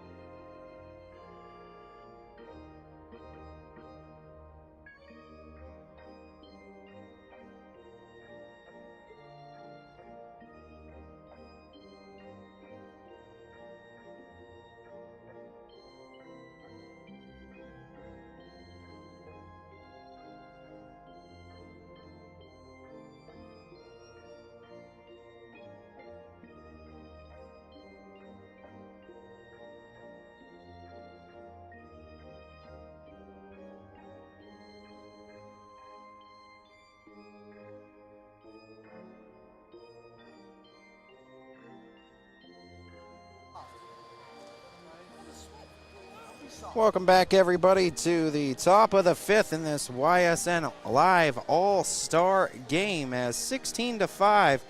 Team Stripes in the lead over Team Stars and a chance to add to that advantage as the Girard representative and Gianna Saxon up to bat. Rena on to pitch again for the Cardinals. Came in the last inning, got the final outs there.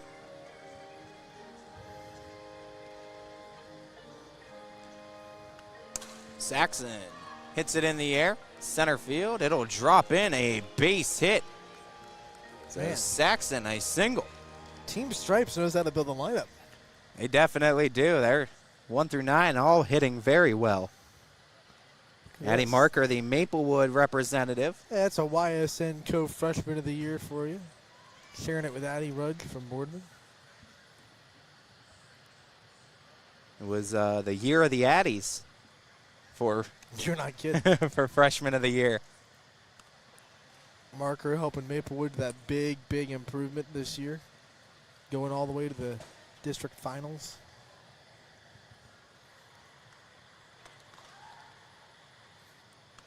Two 2-0 the count. I like it when the teammates are on opposite ends. You have Claire Urchek on Team Stars going up against each other. Oh, Marker. Beautiful line drive, base hit, center field, back-to-back hits to start this top of the fifth. As Marker showcasing why she holds that co-freshman of the year honors. A lot of hits for Team Stripes. We have the game changer up. How many hits is that? Jeez, oh man, they're just piling it on at this point. Who's running the game changer? Leanna Boccieri up the bat now from the Poland Bulldogs. It's Boccieri. You talk about a name that rings through the Poland athletic department. Swinging early on this one and tried to hold on, and they're going to call the out at first base as Brielle Jones from Wyndham able to hold her spot, making the grab. Yeah, acrobatic move there because the throw took her off the bag, but she was able to keep her balance and make the tag. Back to the top of the order. We are right to the Haney, the leadoff hitter from Middle Ridge. Megan Haney's second chance to swing it here today. So we can officially say everyone's got one at bat on Team Stripes, and we're here in the fifth. So that's what you're hoping for at the very least. Good chance that everyone gets two. Going to 9. Rena. One down, 2 runners on here in the top of the fifth inning.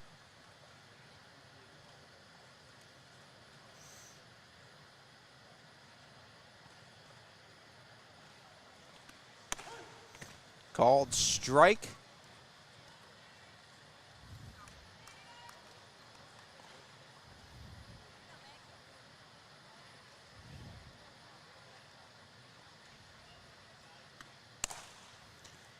Call it a ball up high, and now Haney with a full count on her.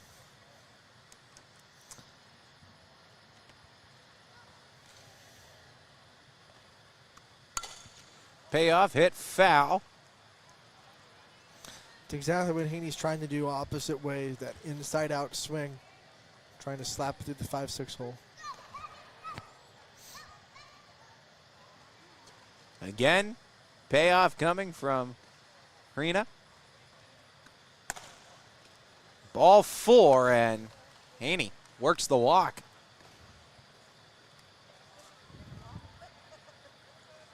So with Haney on first, it'll bring up Jefferson's Allie Hill up to bat.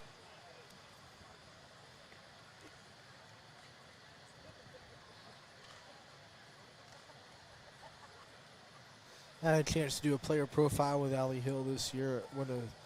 Just a really strong vocal leader for this Jefferson team as a senior. I think her legacy and her leadership is going to ring true for that program for a while. As Hill trying to come up now with the bases loaded. Big lead for Team Stripes, and they might make it even bigger. And 1 out, right? So infield play and double play depth, wanting to get out of this inning, at least with a force at home. low near the ankles. And another ball. 2-0? 3-0, I think, if I'm not mistaken. 3-0. Rena has nowhere to put her. So you got to come in with strikes. Found one there, 3-1. Hill taken all the way. No reason to swing in a 3-0 pitch with the bases loaded.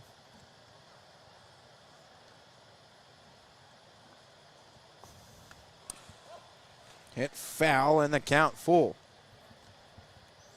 It's a good job by Rena, going from 3-0 to 3-2, and now have an opportunity to get a big out here with the bases loaded. For Allie Hill, the approach still, it's got to be a strike. You got to bring one to her. You can't help her out. Hit out to Rena. She'll take the out at the home plate. Throw to first. Got her. Double play.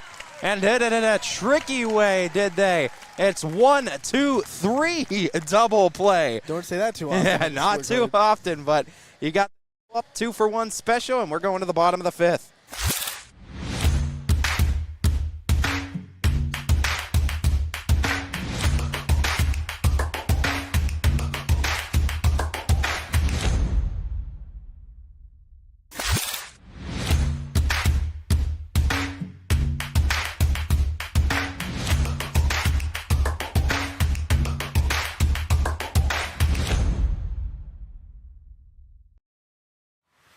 At Joe Dickey Electric, no job is too big or too small.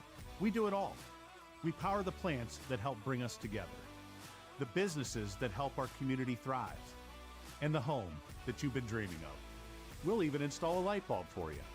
With over 65 years of commercial, industrial, residential, and 24/7 emergency services, you can trust the experts at Joe Dickey Electric because we are everything electrical.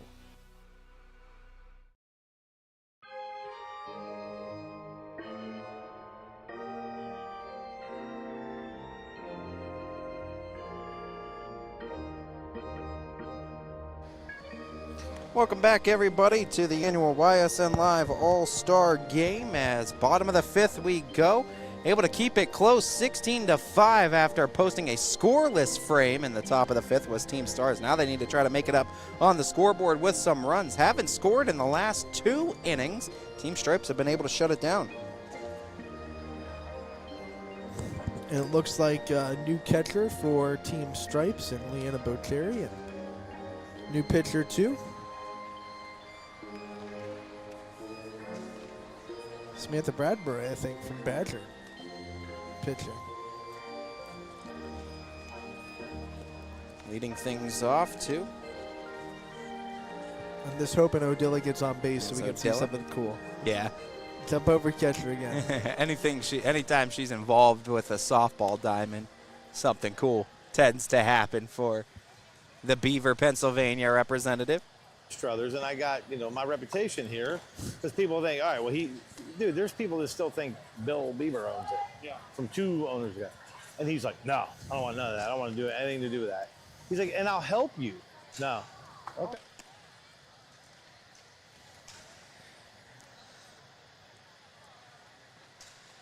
Fred Moots will help out. We love Fred Moots. Fred Moots will help out anybody, whether you want it or not. Gotta love our coaches, Fred Moots, and then Will Sandy and Joey Marilillo, combination from the Mineral Ridge Rams, our coaching staffs here today. By the way, their staffs are both here too. You got a whole team from Boardman, including Lauren Gabriel and Paige Dill, Kaylee Luckland.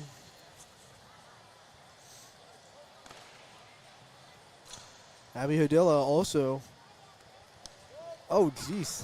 First pitch comes in and hits her. Nah, we're going to keep her in the back. Keep her in the box, so you got to hit. Rub some dirt on it, get a swing in. Okay, so say I'll take first. He doesn't want to swing. Said you want the walk? You want the first? That just goes to show you. I think Jeremy Adkinson was just like, I don't think, we saw that Campbell didn't want to take first. Yeah, she was like, no. We'll take the base. But Abby's like, I just got hit in the hip. It actually hurts a lot more than the Evo Shield, so I'll take that hit. It's the Lowville Gianna Palumbo up to bat, representative for the Rockets. Talking about unis, I love the gold and blue. It's one of my favorites. You know that. Oh, yeah. You know what I like. Yellow jackets. Yeah, buddy. It's a good color scheme, Lowville. I approve. 10 out of 10. Yeah, it's a clean uniform. Good-looking uniform.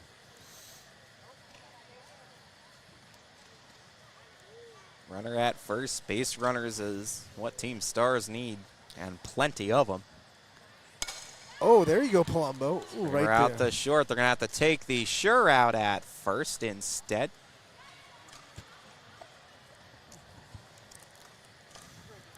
I think this is the final Boardman Spartan that we're going to see in the lineup. And Ava Freeborough. That was Howland. I think that was Dieter who made the play out there. I don't think Dieter's here today. I think that was Schmitz. Oh, yeah, it is Schmitz playing short.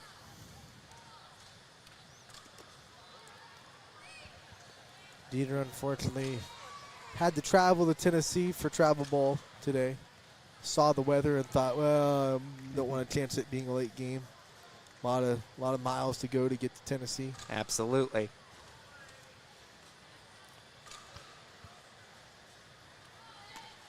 Swinging and missing there was Freeborough.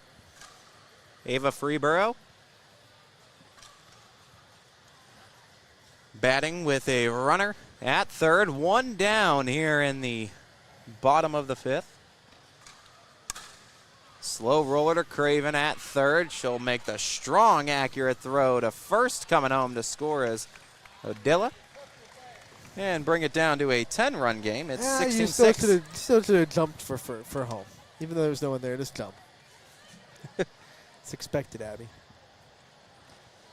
I think Coach Marilyn Lowe and Sandy will take that on the defensive end, trade the out for the run at this point, up by 10. Chloe Fleps from Liberty at the plate.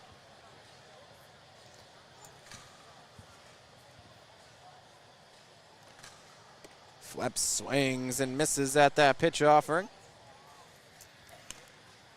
Here's Bradbury trying to find the final out of the inning. Base is empty. 1 run scoring in the inning for Team Stars. Ball up high. 2 balls and a strike here. I think you got people from Team Stars taking swings between the innings. You love to hear it. I love it. Putting in the work. They want to make that comeback. Do the unthinkable. Well, that's like the other night. We were at the boys all-star game. Yes. And it's 10 o'clock at night, and you got somebody putting in the work. Yes. In the cages. The work never stops in Diamond Sports. Ball outside.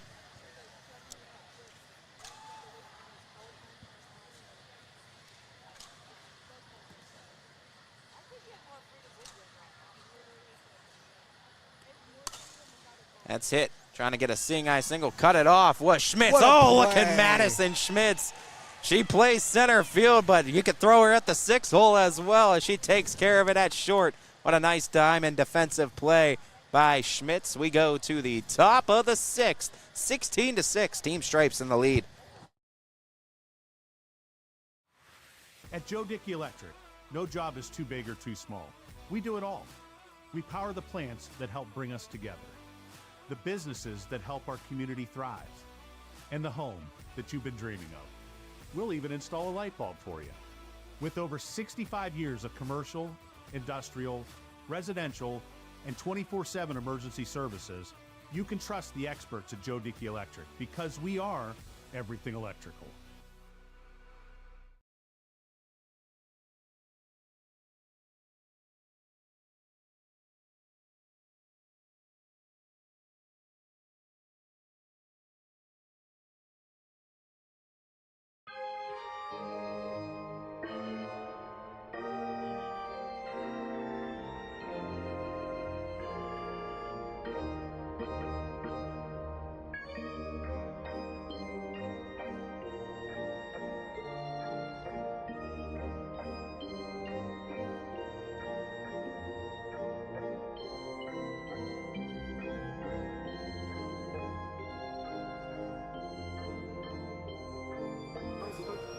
That was unbelievable.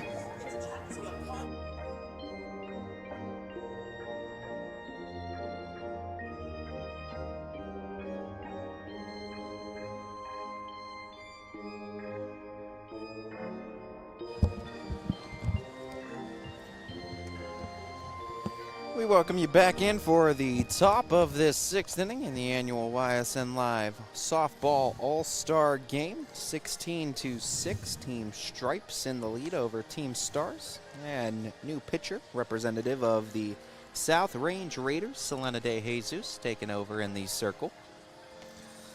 Yeah, and she's playing, going up like, hey, welcome to the game. Here's Caitlin Pluska.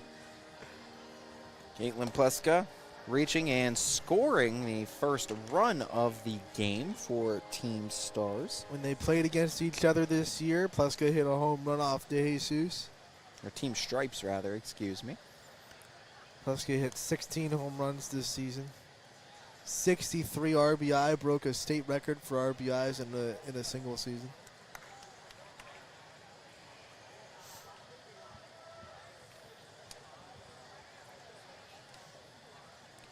New catcher as well. I believe that's Bella Threet from Sebring. It'll be a ball. I don't know if that was the camera or not, Rob, but Yeah, I don't know. That made an awful loud noise. That was on the ground. It couldn't hit the camera. That was a ping noise. I think I just got the tripod. We're fine.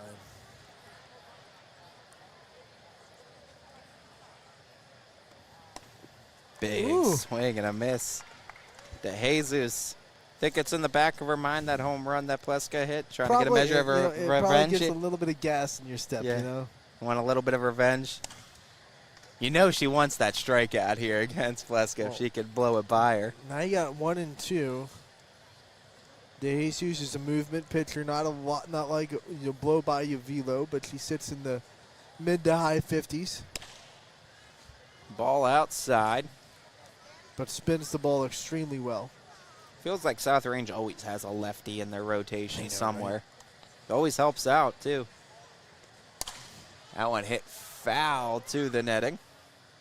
The funny thing is, though, she hits right-handed and pitches left. Like the opposite of what we see a lot of players do. Throw right, but hit left-handed. Swing and a miss, says. Oh, you heard someone's Jesus. fired up back there. Got that K against Pleska, and that one, like we said, had to be weighing on the mind a little bit too. You're softball players, you're all competitive. You know De Jesus wanted that. Now she could say, I got the last one. The last matchup, I Right. won that one. Here's a matchup that we're all so familiar with, Lakeview versus South Range, Bartlett versus De Jesus. Kennedy Bartlett, great all-around softball player.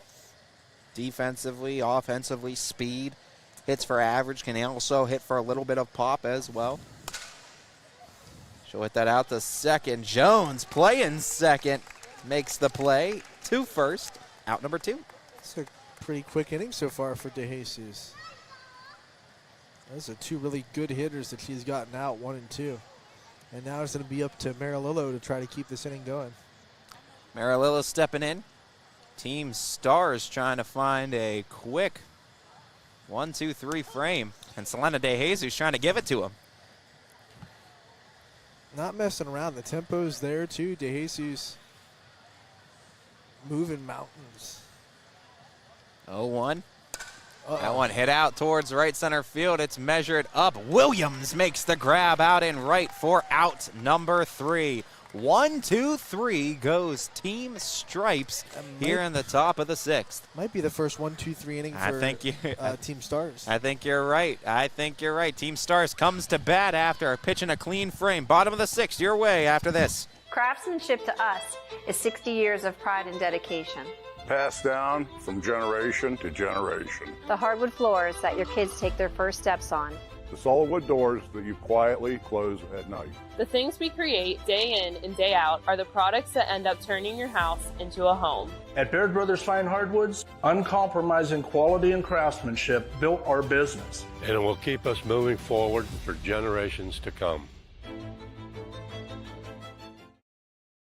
No matter what time of year, it's always a great time to shop at Sheely's. Create the perfect home with a full lineup of appliances from Whirlpool. From stocking your fridge to cooking for family and friends and even cleaning up afterwards, Whirlpool offers solutions for any occasion. Whatever life brings, these washer and dryer pairs help keep laundry under control. And as always, get it all with free haul-away and free local delivery. Sheely's, the best things in life happen at home.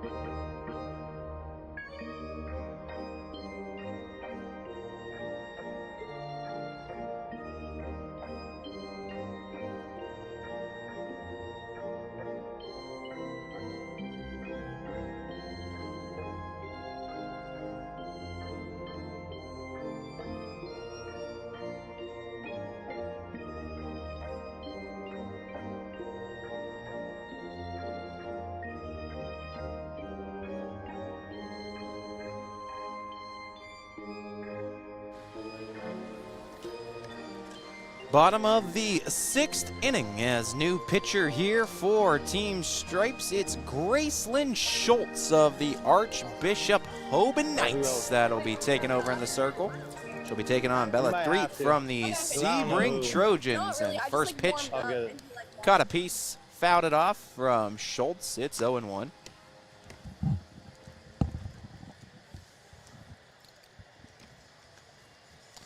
Doesn't get any easier for Team Stars because here comes Gracelyn Schultz as the pitcher. And Schultz, one that can move it around a ton too.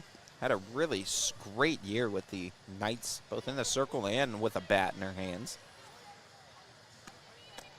Trying to deal with Bella Threet to start things off. Well, it would have been a great time to get a hit because none of the center fielders were out there. Oh my. They were waiting for them to get it. They just sent them out. Oops. Forgot about center field. What are we doing, Coach Joe and Will?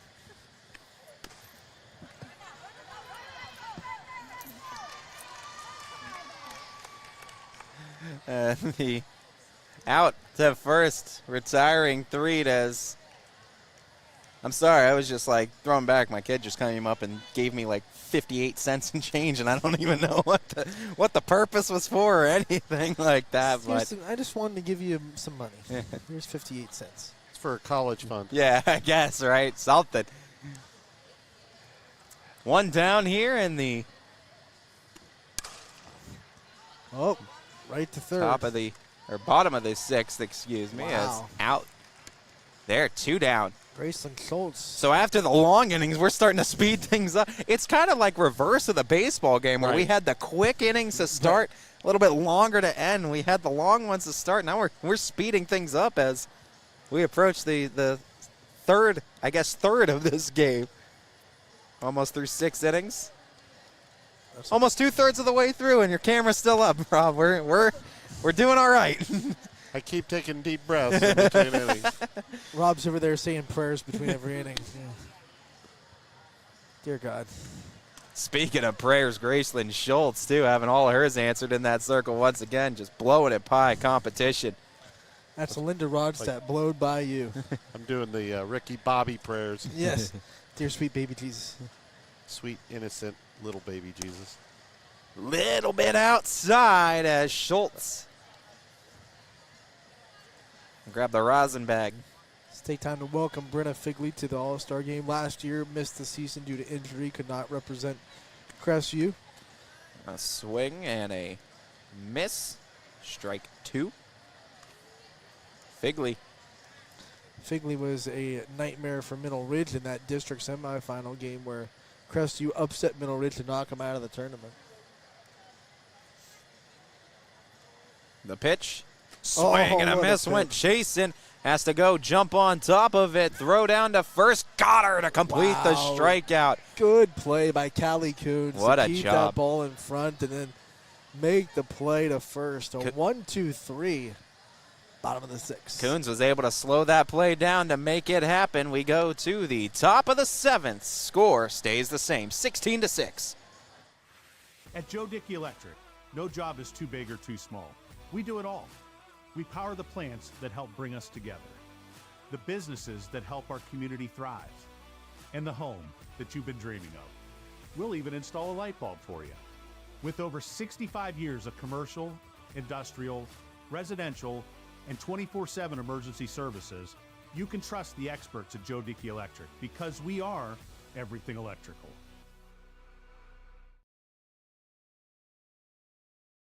At Greenwood Chevrolet, we know owning a Silverado is more than driving a great vehicle. It's the freedom to meet life head on. It's your livelihood. It's making memories with your family. It's a lifelong dream finally realized. Greenwood Chevrolet, where trucks get to work.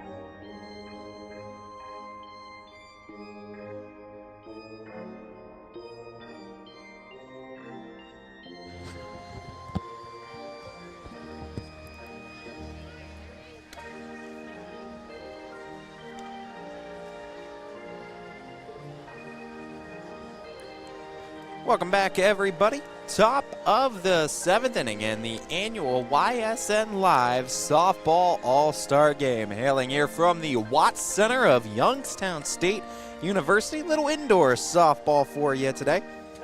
As Ty Bartell, Anthony Hartwig, and Rob Johnson with the call and coverage of all the action live from the Watts Center. Thankfully, the fireball in the sky has set, and it also seems like the temperature has dropped in this Watts Center a little bit as well. And much to the, I think, welcoming of everybody that's here in attendance today, both on and off the field. We're happy that it's cooling down a bit in the Watts Center, too. Yeah, I have to admit, after the Express teardown, reset up, and everything, yeah, I'm feeling pretty swampy. The Southern representative here, up to bat, Kennedy Lewis.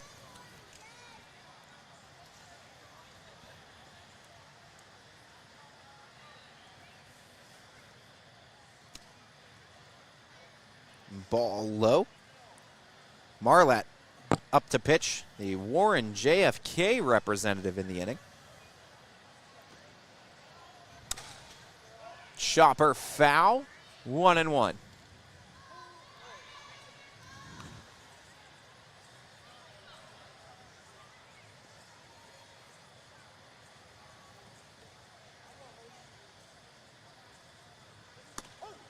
Called strike two. Oh, I mean, they brought the, if anything's hitting the outfield now, it's, if it's not caught, there's an issue. It's got to either be a home run. It could be You got 12 outfielders. I mean, there's no reason that a ball should drop, and there's an infield play for out number one. It could be a miscommunication in the outfield. I was watching Morgan Roby run to Torrey Strines in left field, and they were standing next to each other. I'm like,